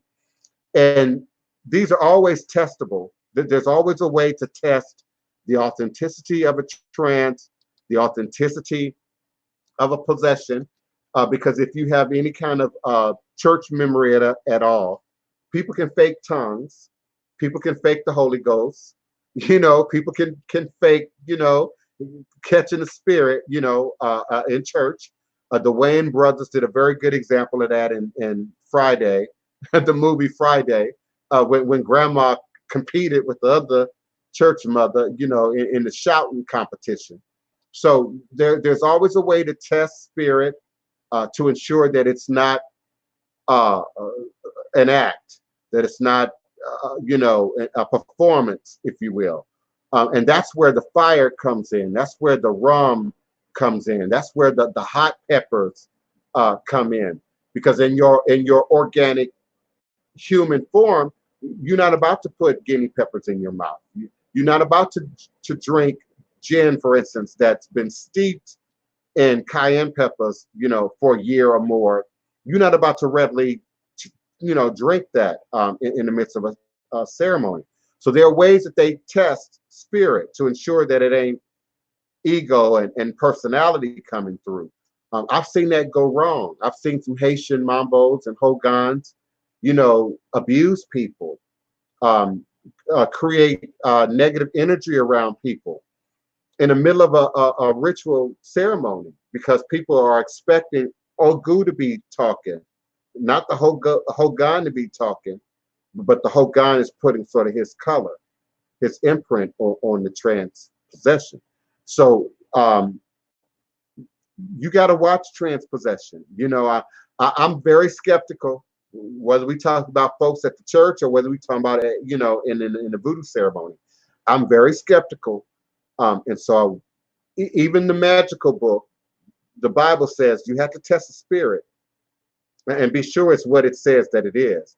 Be sure it is what it is trying to present the look of to you. But that's the purpose of transpossession in Haitian voodoo, is to allow direct contact and interaction with spirit directly, with ancestors directly.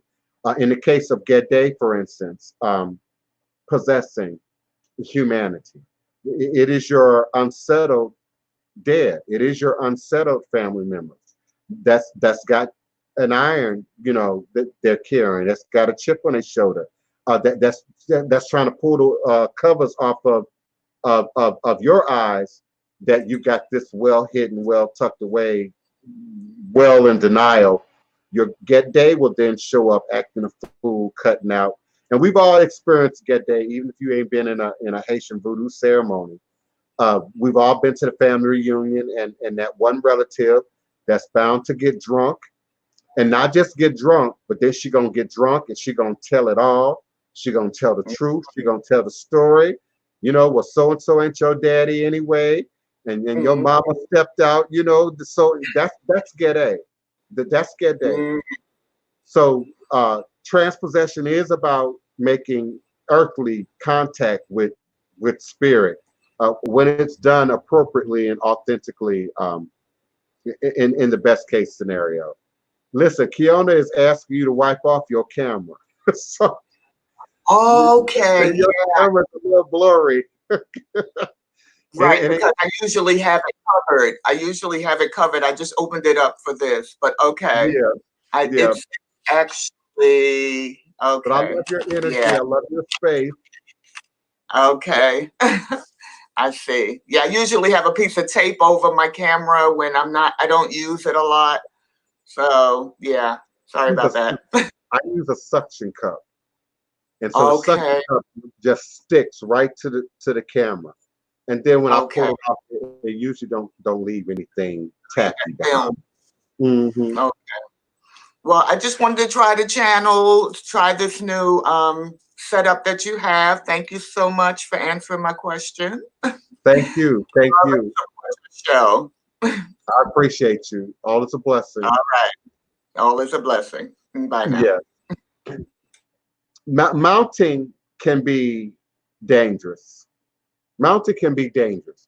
So technically, one should be familiar, should have, hence the word familiar spirit. One should be familiar with that spirit, should have a relationship. You hear me talking about building relationship with Loa, building relationship with Orisha, building relationship with your ancestors. One is not being mounted by a power, a force that they don't have relationship with.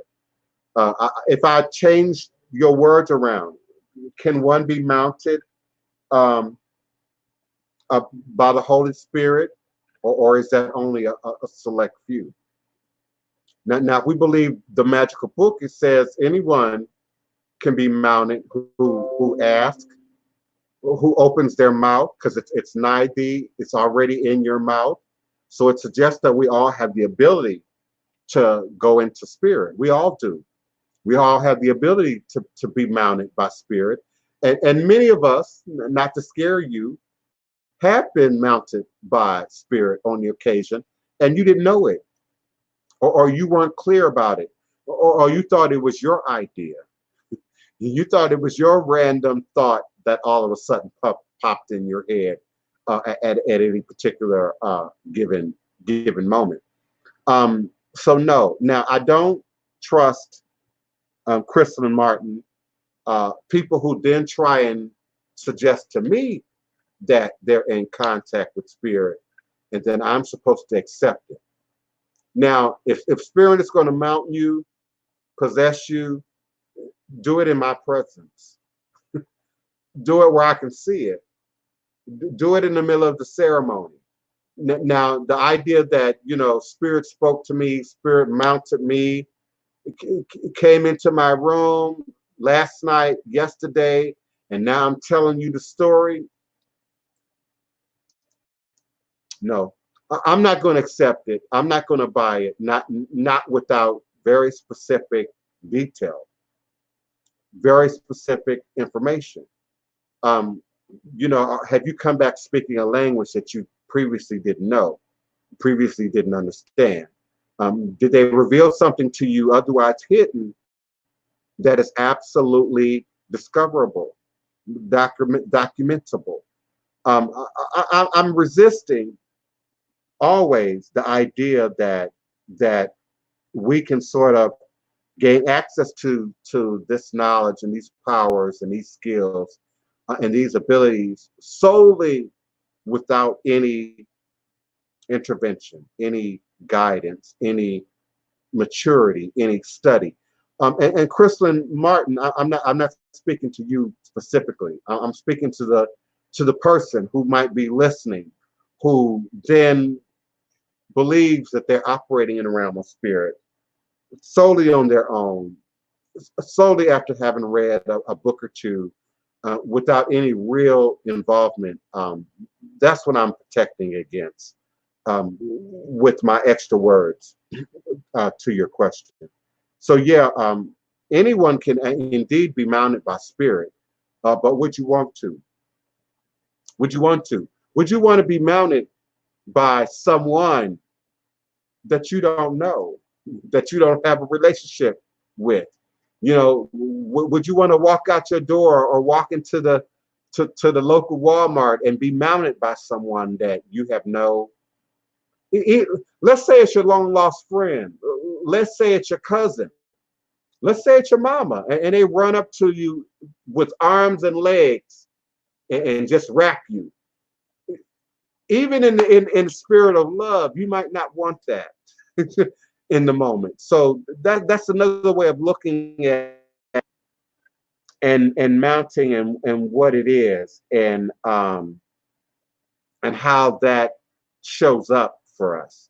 So a spirit can come through, but technically speaking, a spirit can't mount, particularly one that is positive, one that is benevolent, can't mount without your permission, can't come through without your permission, can't channel through without your permission. So someone who's untrained, unstudied, more than likely is not going to be open to that. Can negative powers, negative forces mount people? Absolutely. But then we call those possessions.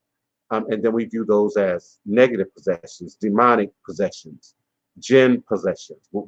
We don't put that in the context of what's positive, of what's good, if you will.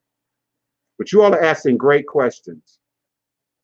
Aunt Sue, Cake Mix, she's asking, do I still keep in contact with Papa Say?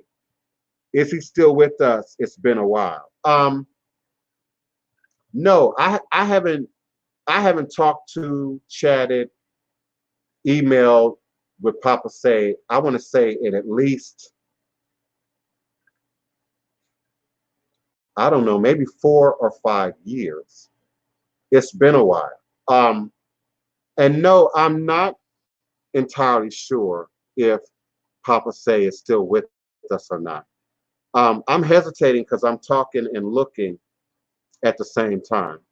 I want to say I can recall seeing a post not too long ago about Papa Say. Now, I will Fasakin, Baba E Fasakin, may he rest in our room. Many of you remember him for having done many years of Ifa Wednesdays with me, and then ultimately it became a series of Ifa oriented shows any day of the week. Baba Ifa Sakin passed, unfortunately, earlier in the year. One day I heard he was getting married and was texting me a date, and then the next thing I know, he's gone. So let me check.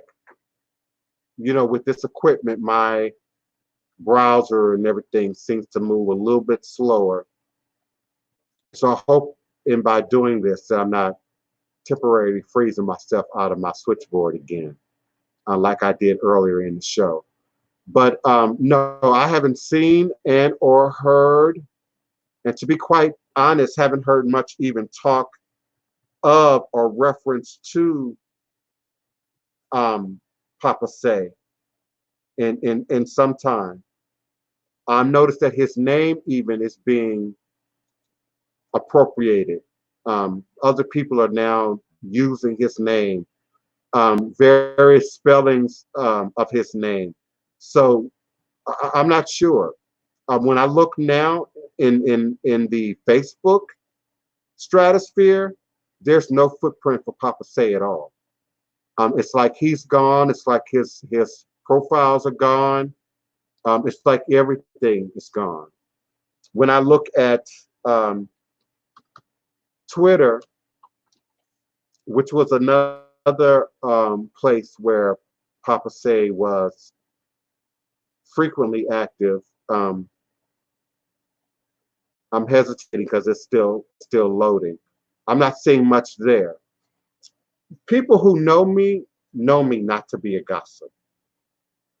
People who know me, and I mean people who know me. What I mean by that is not, you know, my friends, my mama. You know, I mean people who know me. People who know that I know things, know information about things, and have never put people on blast, have never brought it to social media, have never aired it. That's what I mean when I say people who know me not to be a gossip, know me not to attack and seek out to attack or catch people when they down or reveal people's dark information on the internet. And there was a time, and I'm sure you know, which is why you asked me about Papa Say, that we were pretty close. Papa Say and I share the same birthday. September 5th is both my birthday and Papa Say's birthday. And so we were very close. And so there was a time of challenge for Papa Say. If you already know the challenges, you don't need me to say. I'm not going to repeat them now and here. So I don't know to what degree that affected Papa Say, literally and figuratively, health-wise, as well as his visibility in the social media stratosphere.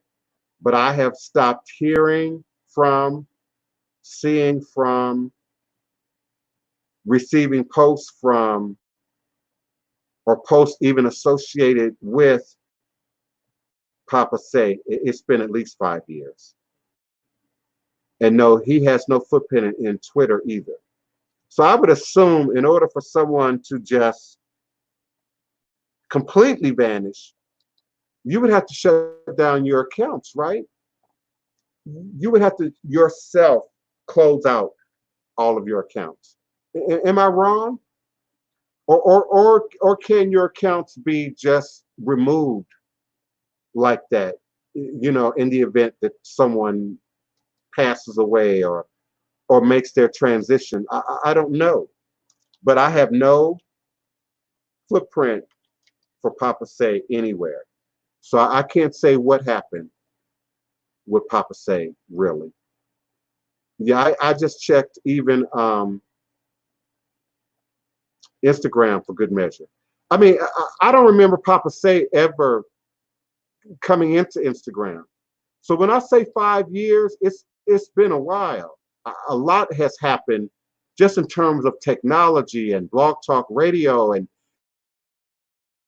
the like, that I have not seen or heard anything from, to, or about. And I will say that there was a moment that somebody was out for Papa Say.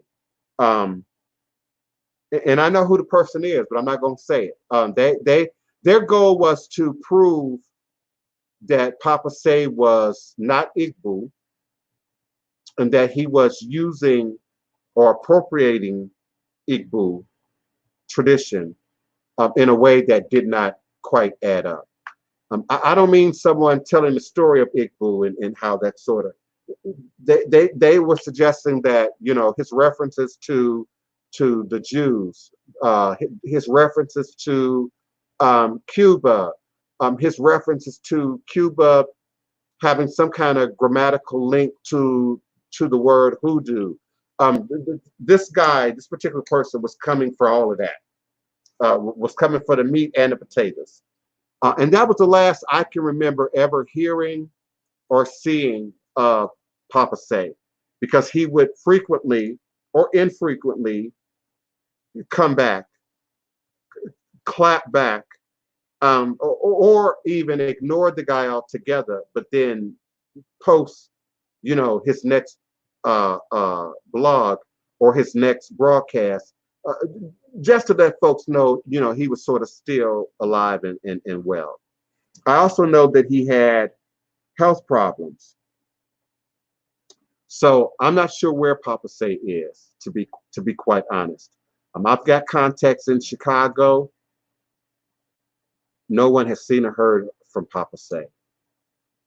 It's like he just vaporized, like he just disappeared. So I don't know. I don't know. I know people recreate themselves. So as far as I know, he's not recreated. Let me check that out, Aunt Sue's Cake Mix, because I was trying to search it and talk to you all at the same time. So I just put Papa Say in. I forgot about that name change. Yeah, he changed his name once or twice before I can say I stopped seeing a footprint for Papa Say at all. I wish I could learn how to copy and paste your chat comments here without putting them on the screen. If I touch your comment, it's going to put it up here on the screen as a banner. I wish there was a way I could easily, much easier, copy and paste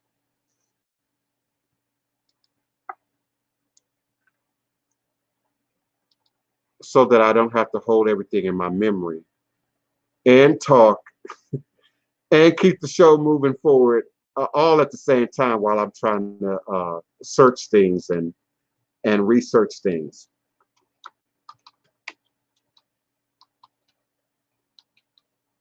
Yeah, I can remember that name and that name change, and it briefly escaped me just a moment ago when I was looking.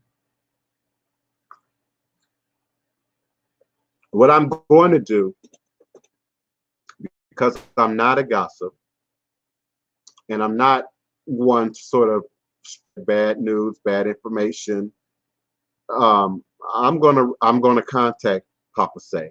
Like I said, it's been some years. From what I'm looking at, he posted 9 minutes ago. He posted 9 minutes ago, so he's still with us, unless somebody else is handling his page. I see a few new names, a few new identities. Yeah, I'm going to reach out to Papa Say. Papa Say, if you're listening, I'm coming, beloved. I want to know what's been going on with you for the last 5 or 6 years or more. I'm going to reach out to Papa Say. Thank you for asking. So unless somebody's appropriating his identity, which we know that happens, there's so many other Papa Says that may be one of the reasons he changed his name. In the stratosphere, that this could be someone using his name, using his identity to carry forward. So I'm going to reach out to him myself personally today, and tomorrow I'll have an update about Papa Say. Thank you, Aunt Sue Cake Mix. Let's hope he is still with us. I don't know. If I believe that picture, I would say he looks good, but that's an old picture. I still have that picture in my computer. That's an old picture. So no, look at me. That ain't no. Papa Say is a little bit older than me. In fact, if I remember, Papa Say is maybe 10 years older than me. So Papa Say is in his mid-60s, almost 70 years old. So that's not a new picture, Aunt Sue. So we gonna have to do some homework and be sure that really is Papa Say, and that his account is just not being appropriated, because he has no footprint really anywhere else now except for that. And it says Blog Talk Radio, so it would be hard to appropriate him on Blog Talk Radio. So I may even call into his Blog Talk Radio show later on today and see what's really happening with Papa Say. But yeah, it's been a minute. It's been a good minute since he and I talked or communicated at all. And there was no beef. Me and Papa Say never had a beef. He just kind of went quiet for a minute. And all the technology, if you remember, of that time was switching up. Yahoo 360 was closing down, and people were trying to figure out, where are we going now? What are we going to do now? And he did come on board with Facebook, and many of you did, but many didn't hang in with Facebook then. Many didn't stick around with Facebook then, and the Ning Ning network was still around then. MySpace was changing from a social media to a music platform. Blog Talk Radio was brand new and was hot. And I introduced Papa Say to Blog Talk Radio, by the way. In fact, for a minute, he tried to use my script, the same script that I recited today at the beginning of this show. And it was around that time that I sort of lost contact with Papa Say. So I'm going to check in with him. I'm going to check in with him. At 2:15, Kristen Martin, I see, how do I get past that? And again, I don't see the original question. So I'm going back to 153. Does anyone have the ability? Okay, that's about mounted. Then at 155, looks can be deceiving. That's justice. So, Kristen Martin, I don't see your question. How do you get past what, beloved? And Kiona, I'm not understanding why the timing on these posts and I'm not getting that. I don't know if I'm just still learning and not seeing this right. But Kristen Martin, at 153, you asked about mounted. Okay, well, maybe that is the same question. How do I get past that? Okay, I need you to email me off air. I don't want to get personal. I don't want to say anything offensive. I don't want to misinterpret what you're asking. But I'm saying the last question I saw was about being mounted. And now I'm saying, how do I get past that?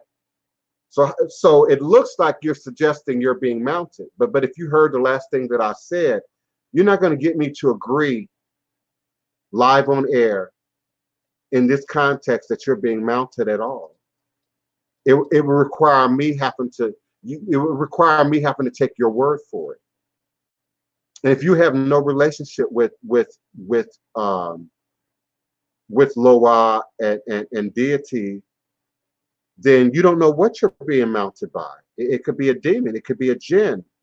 It's not necessarily Loa at all. Okay, now I see Kiona copied and pasted your question.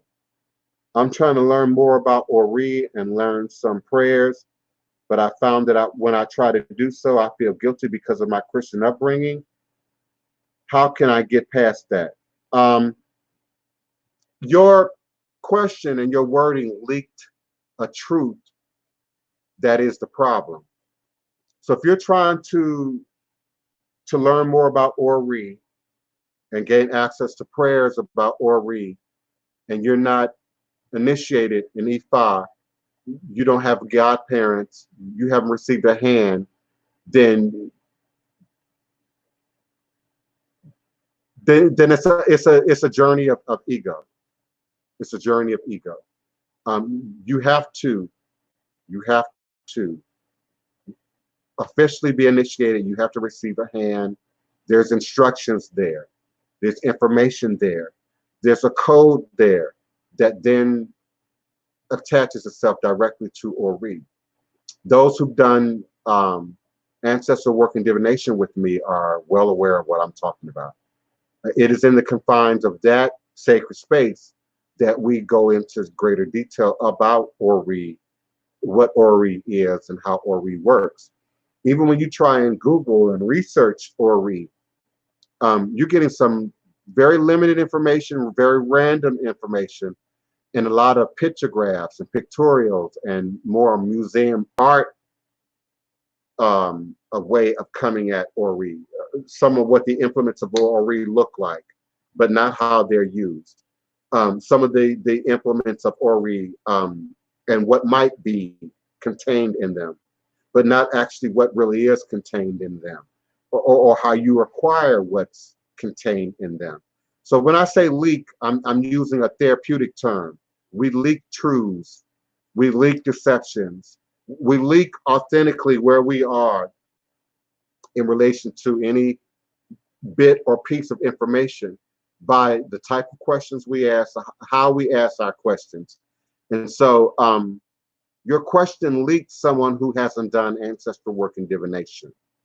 Your question leaks someone who does not have a hand at E5.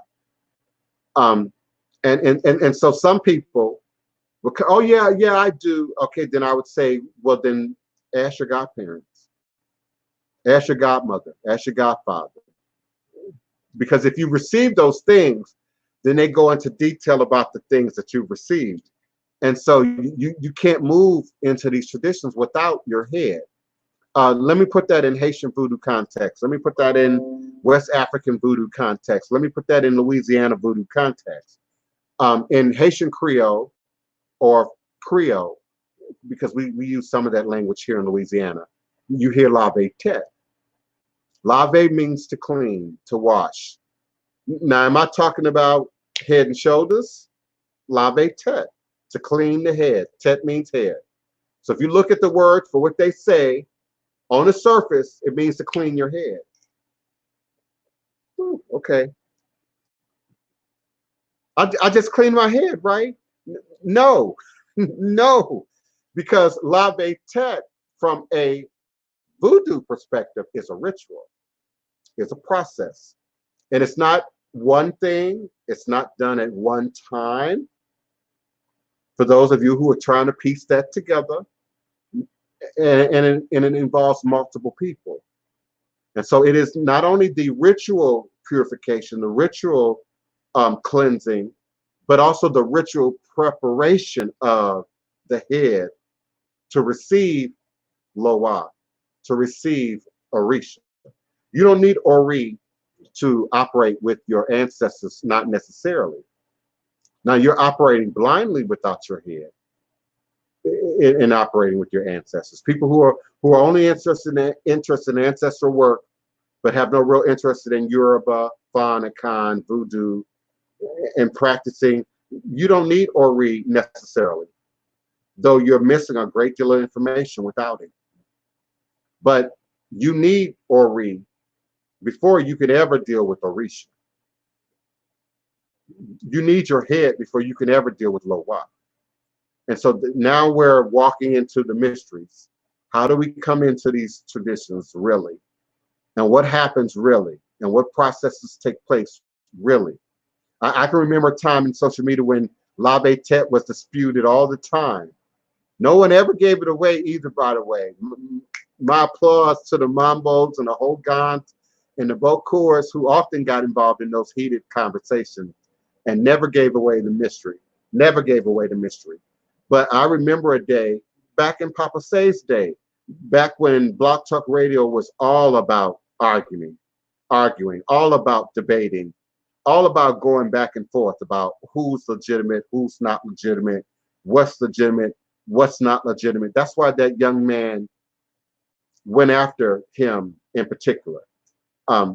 Because at that time they were going after anybody that they could who had a leak in their story, a leak in how they were teaching and how they were bringing things forward. So, beloved, you can't really explore that topic without proper guidance. I'm Chrislyn Martin. So send me that email. Send me that email request, that private request. Let's talk about this. Let's get real about this, and I'll walk you into it. No, your Christian upbringing may be how you identified the guilt. But when you better understand what that is, it's all up and through Christianity. It's one of the reasons why evangelical pastors and ministers want to touch you on your head, are so quick to want to lay hands on you and affect your head, affect how you think, affect your God self, affect your God consciousness. And in the sanctified churches, that's often referred to as conviction. Conviction is one of the first words that I learned in the sanctified churches was conviction. Apostolic, Pentecostal, Church of God in Christ, Church of our Lord and Savior Jesus Christ, all of y'all. Conviction. Conviction means, it's supposed to mean sort of that internal guilt, Chrislyn Martin, that you feel in relation to what they told you and pointed out to you in the Bible that you should or should not be doing. For example, they preach and proselytize conviction over people who aren't saved. So for them, the act of you becoming guilty, feeling dirty, feeling like you need redemption is an act of conviction. And so by way of your conviction, you then, when they open the doors of the church, all of a sudden you crying and you go running, to the shrine and the altar, desperately seeking, now your salvation because you've been convicted. Another form of conviction in the sanctified church is rules and protocols. Women don't wear pants.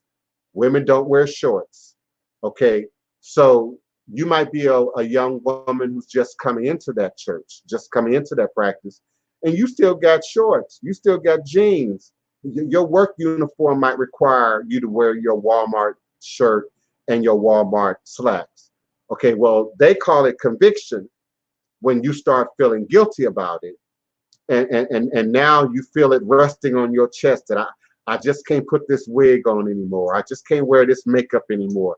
Or I just can't wear these pants anymore.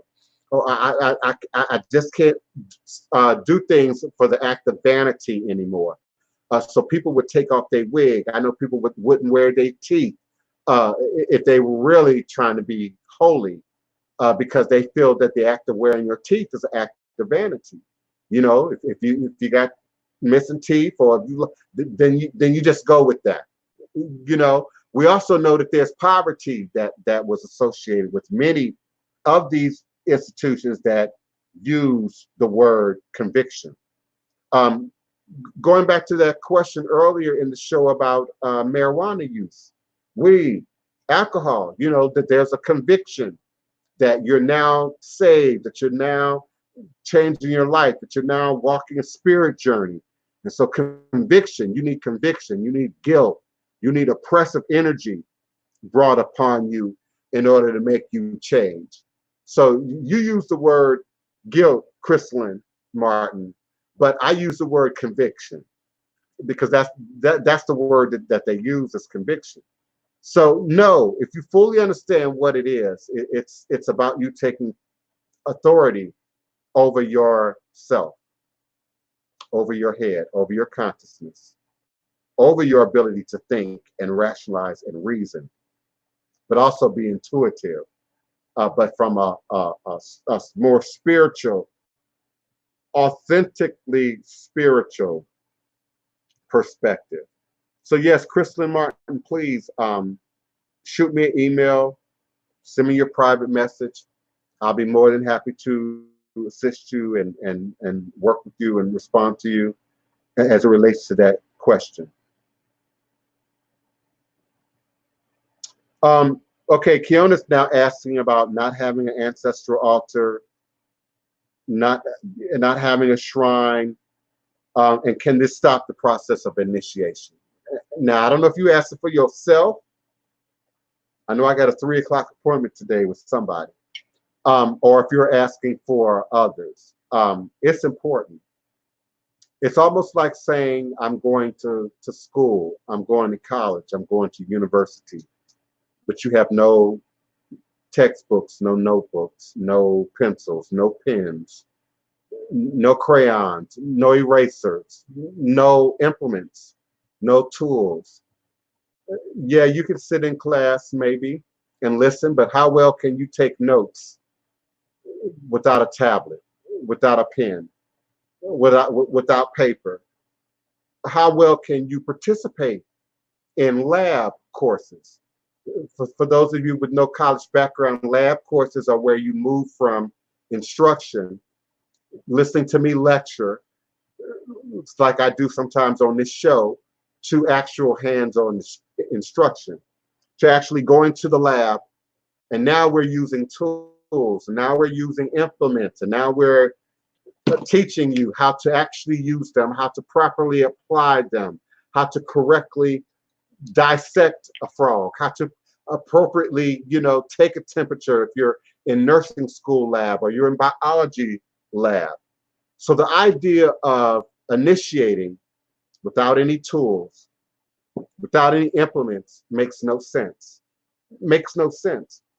I hear talk of hand of Ifa, and then I hear people receive 3 palm nuts, 5 palm nuts, you know, 8 palm nuts, you know, you don't even have a complete hand.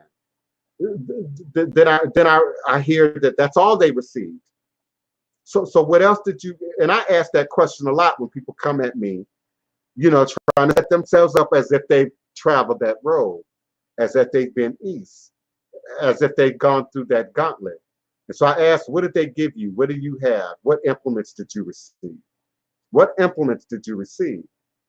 And then they can't answer those questions. Crystalline Martin, that's why I'm able to dissect. When you have the experience, when you've been through the process, there's certain words, there's certain actions, there's certain activities that have to move forward in order for you to say you're qualified, in order for you to say you've really, truly, authentically been through a process. So, no, I'm going to start with ancestors. So the minute I get, I don't have time, I can't figure, I'm going to pull back. I'm not going to drop you, but I'm going to pull back. And then I'm going to wait on your next urgency. This is going on with me. That's going on with me. And then I'm going to say, let me see a picture of your shrine. Let me see a picture of your ancestors. What are you doing? What have you been doing? And then we're back to square one again. There's no way around it.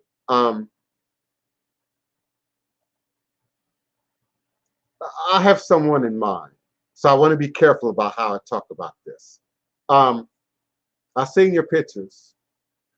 You got items to the left and to the right of what you showed me in your picture that are bigger, better well kept, and more well structured than the picture that you sent me.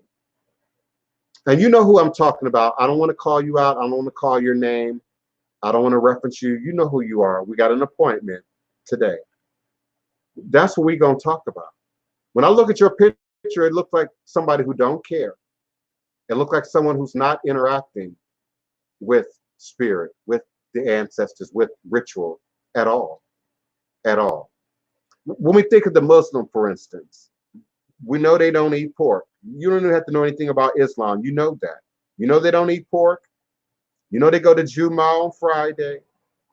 You know they pray 5 times a day. And you know there's a ritual process to how they do that. And so they don't just, you know, they might squat down wherever they are if that's all they have. But you know they're gonna roll that prayer mat out. You know, there's certain rituals to that process, and certain things that they do to sort of get into the mode to create sacred space for prayer. And so your ancestor shrine is a point of contact, a point of focus for your prayer, for your concentration, for your energy, for your connection with your ancestors. Yes, they stand up in your blood. Yes, they stand up in your DNA. Yeah, you can't shake your ancestors no matter where you are. And so, no, they aren't codependent on your stuff. No, they aren't codependent on your libation. No, they aren't codependent on your having an altar table. But then don't say you're initiated.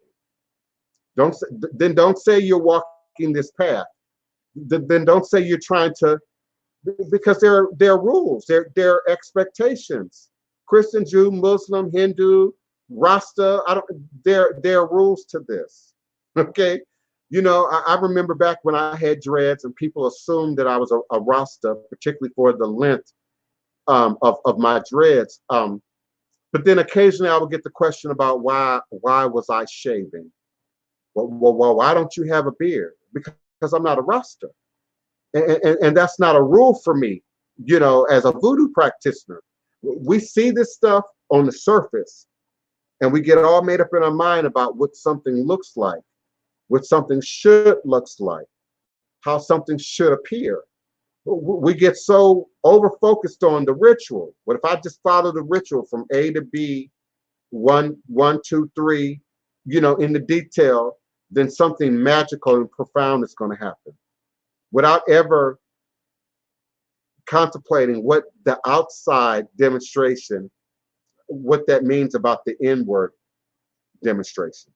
So that shrine, that altar, has everything to do with what you taking in what's being taught, what you're now learning, and then it's showing up as a part of your outward demonstration. I have no way of knowing if you even understand what's going on without looking at that shrine and how you interact with that shrine. It tells me everything about your ability to digest what's being said, what's being taught. If we're learning French, you know, and I parlez-vous français, parlez-vous français, parlez-vous français, and you never respond. You never have conversational French for me, but you're telling me I'm reading the documents. Yeah, I read the documents. Yeah, I read the book. I know what it says. Listen, I've tested people right in the middle of readings, whether they're hearing me. Everybody in this room know I say document and record, document and record, document and record. I don't say document or record. I say document and record. Take notes and record, because neither is going to catch everything. Neither. And if you don't take notes, but you then go back and listen to the tape again and again and again, but you took no notes along the way, you're disconnected from some of the information. You're disconnected from some of what I'm saying. So I test the people, even in the middle of a basic tarot reading. You already know I'm doing 21 cards. You already know I'm looking at 7 at a time. You already know 3 are to the left of the table, 3 are to the right of the table. The 4th card sits in the middle of the table, and I'm going to repeat it over and over again. So when I'm now deep into your reading, and I'm trying to explain to you why that 7 of Cups is sitting in the 3rd position, and can you remind me what came before that card? And you can't, I know you're not listening. I know you're not listening. And to tell me that you're taking notes and still can't tell me what card I'm looking at, you probably lying to me, beloved. You're probably lying to me, you know? So I'm going to stop. I said, are you following me? Yes, yeah, I'm following you. I understand. Now, what was that card? What was that last number 6 you got? Hold on, wait a minute. Can you read your own writing? Can you read your own notes? You know, and some people claim my readings, my divination, my consultations are expensive. Well, they're expensive compared to the 99-cent reader. Absolutely. But in terms of the gravity of the experience and what information is revealed and what comes through, you get every bit of value, every bit of the value for my reading. So it's offensive to me. It's an insult to me that you don't write it down, that you don't record it, that you don't document it, that an hour later, you don't remember nothing in detail about what I said. It's offensive to me, and it should be to you.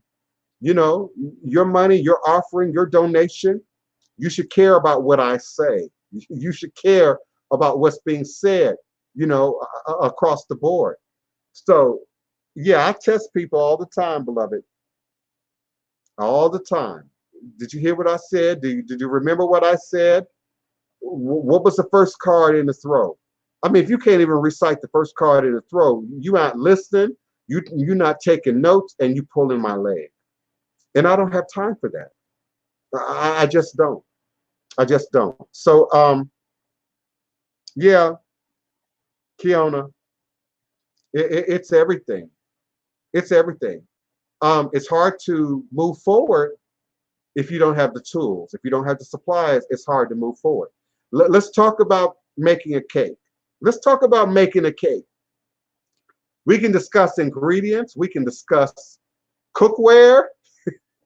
But if you ain't got any ingredients, if you haven't written down the recipe that I might be reciting, and you then therefore cannot produce a cake or a picture of a cake, Houston, we have a problem. Houston, we have a problem. So no, you can't then move forward without giving attention to the work itself, and that would include the ancestral shrine, the ancestral work itself. Absolutely, Kiona. Absolutely. Please give me your questions, your comments, your requests. I'll be moving forward momentarily. Hit me up in the chat. Type them in all capital letters so that we can see them and distinguish them from the other conversation that might be happening right now in the chat. The link to be a part of the show is already in the chat. I know many of you don't have your hair together, your face together, or your space together, and you're a little nervous about getting on camera or coming forward. But now you know that this is where we're going to be. This is what we're going to do. On tomorrow, my Blog Talk Radio will be back, and you'll be able to call in from the privacy of your own home by way of the Blog Talk Radio format. But Facebook, LinkedIn, YouTube, Periscope, Instagram, we'll all be doing it here from this space at StreamYard.com. And I look forward to having really innovative and powerful shows moving forward. So to get started, I should have an ancestral shrine. Kristen Martin, to get started, no. To get started, no. To get started, you need to send me an email request. And then I will send you instructions and detailed information about how to move forward. If you do already have a shrine, great. But my godchildren will tell you it's about to be redone and remade. You're still going to get the same introduction. You're still going to get the same opening document. I'm still going to ask you to send me pictures of your shrine and ensure that it lines up with what I know to be authentic in terms of how we work from our shrines. And then, of course, we'll move forward. So having an ancestral altar to get started is not necessary, but that is the point of starting. It is one of the points of starting along any path into ATR, traditional African-based religious systems. No one should touch your shrine. I know it happens. People have animals, people have children, people have grown folks that don't necessarily always understand. As long as there's no conscious attempts to violate the space, be sure you're not being superstitious about someone. Someone touched my shrine, is my world coming down? Well, no. But if you are not showing due respect to your shrine, you can't expect others to. If it's not sacred to you, it won't be sacred to others. If it's not set apart by you, it won't be set apart by others.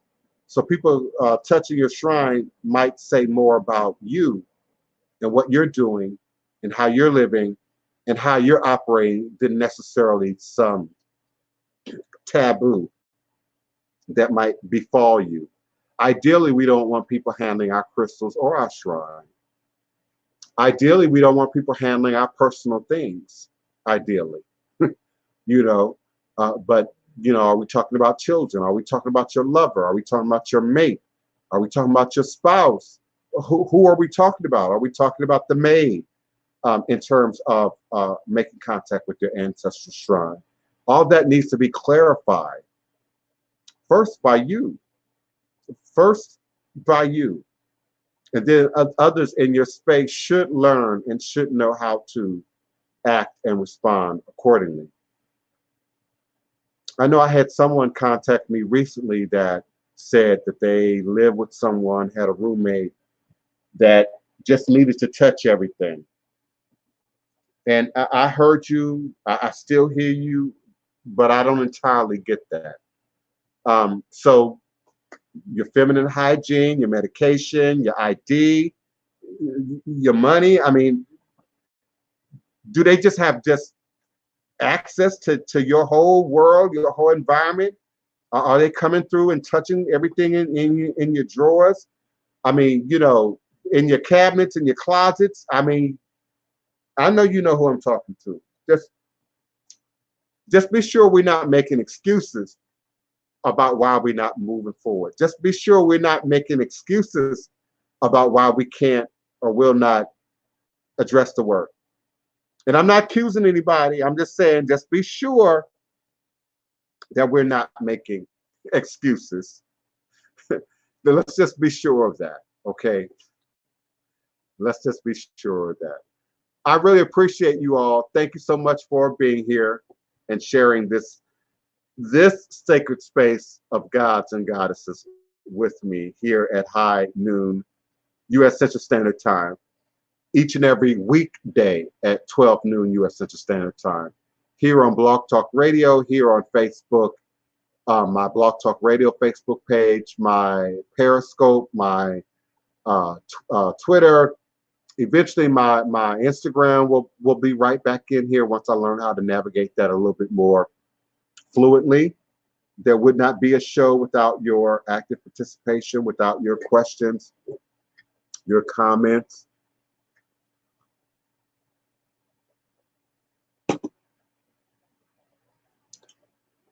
And of course, your energy.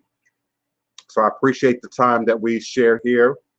We've been together 2 hours and 47 minutes. It's been a great show, and I appreciate your questions and comments. I'm looking for my next question. Kiona typed in, is it a real thing? People will walk in to see a new thing and then touch it, especially when the space is ultimately theirs.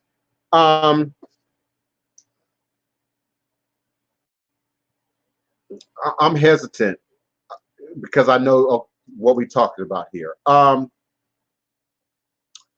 Listen, I still have my feelings about that. You know, I was forced out as a young kid on the street. And then I'm a teenage runaway on the street. And then I'm sort of out there. I've had to share space, both in terms of roommating space, but also, you know, being in a shelter, being in some sort of group home where we now got to share space. Even in the Salvation Army, you got a locker. You got a locker that people don't go in and out of. Even the owners of the Salvation Army, that they don't check. So I'm a little uncomfortable about that. The wording of the question, what's being implied. Even in my mama's house, my mama's not coming in, going through my drawers. My mom's not picking up every one of my oil bottles and smelling them, touching every one of my crystals and checking them out. So just be sure we're not making excuses on either end, that you aren't making excuses for yourself or for the person who you might be talking about that's touching stuff. But I find it hard to envision any environment, even a roommate situation, even a boarder situation where I'm renting a room in your house or in your space, where it's necessary for the owner of the house to then touch my bar of soap that's on my dresser, your panties that you got hanging, you know, off the end of your bed. So yeah, that makes me nervous. That makes me nervous, beloved. Kiana, you know you're on screen, right? You know I can see you. Oh yeah.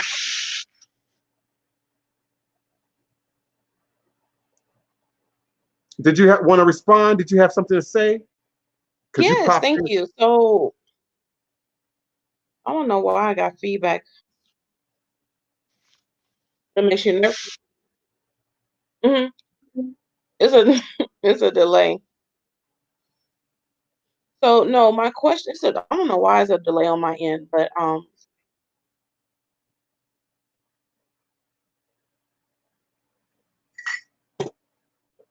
all we're getting right now is dead air. I'm sorry, it's a delay. So I can't hear myself, so I'm thinking that I'm hearing you over me. Anyway, so when you have an altar, right? There's a whole entire setup. I don't know if I can divulge or not.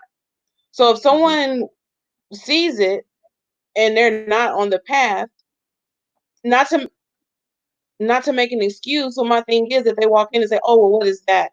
and then they touch it, or they say, "Oh, well, it's my space. You can't have this here. You need to get it out of my space. You know, this is not of Jesus. This is not Christianity, and I don't want my stuff touched."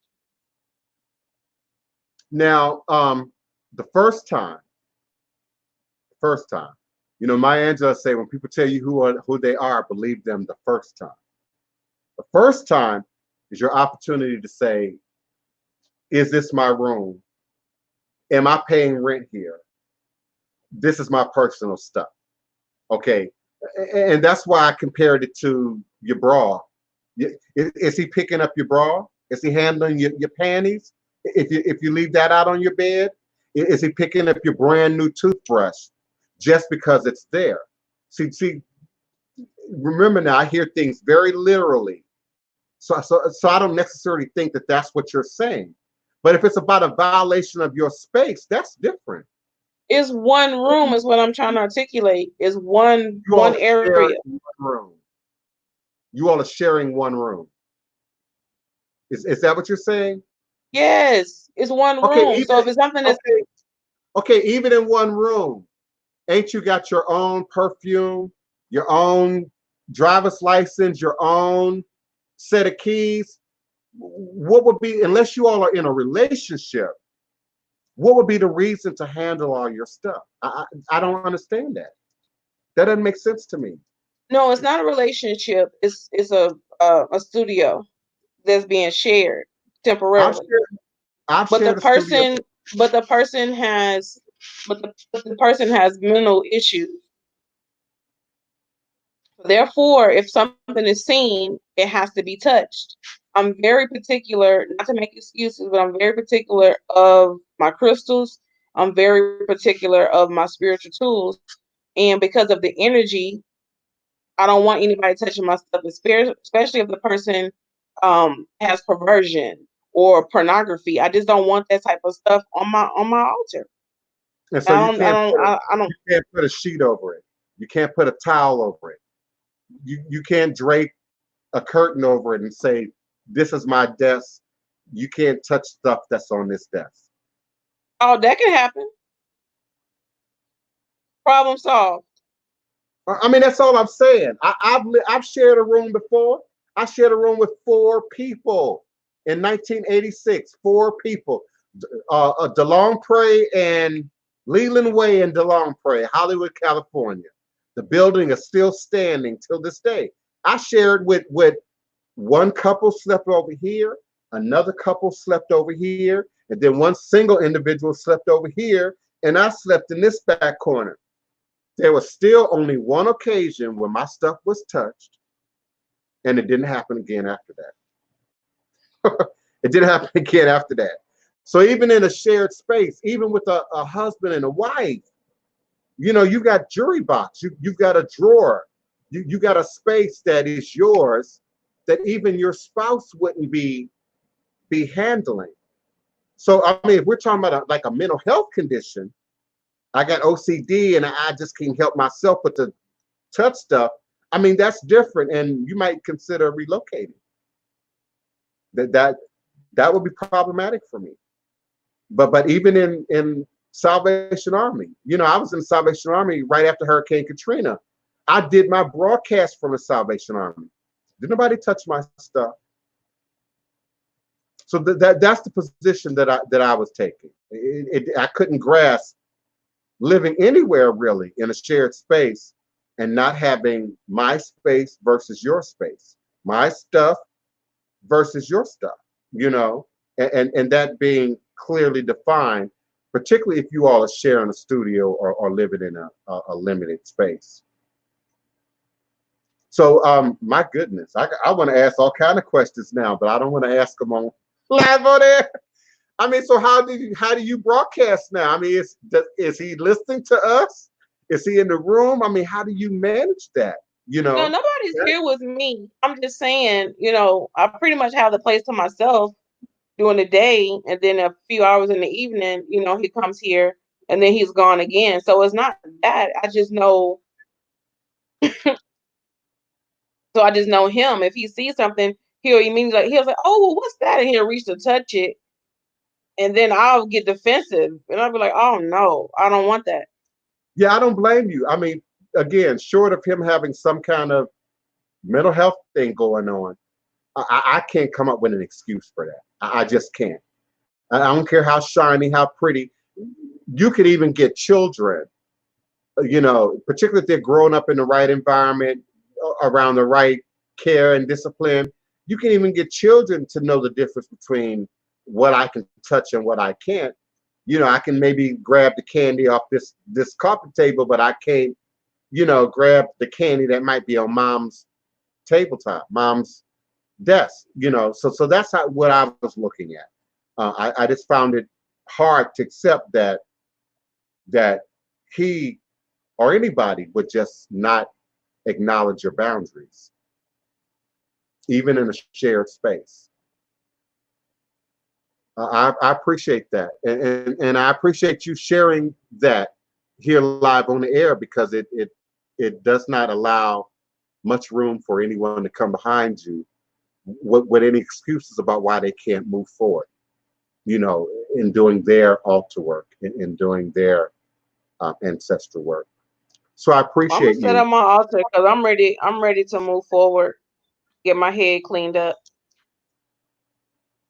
Yeah, and I don't know what that is like just to the left of you. If I'm like looking into the kitchen, or if I'm looking at like cabinetry or something, but I'm thinking, you know, set it up high, you know, or get your own table or desk, you know, to set it on, and then if you have to, drape fabric over it, over top of it, so that he has that visual. You know, this is Keona's terrain, and not to sort of cross over into that until you know, get a more appropriate living arrangement. I Oh, appreciate I had you. to close YouTube because I was hearing YouTube and you, and I thought it was a delay, and I was about to have to check out of my mind. So I had to get off of that and just strictly be on the stream. But I'll definitely do that because I need to do it, and I keep feeling the urge to do it, and I keep making excuses. And then the more I make excuses, the more I'm at a halt, like nothing happens, you Hmm. know.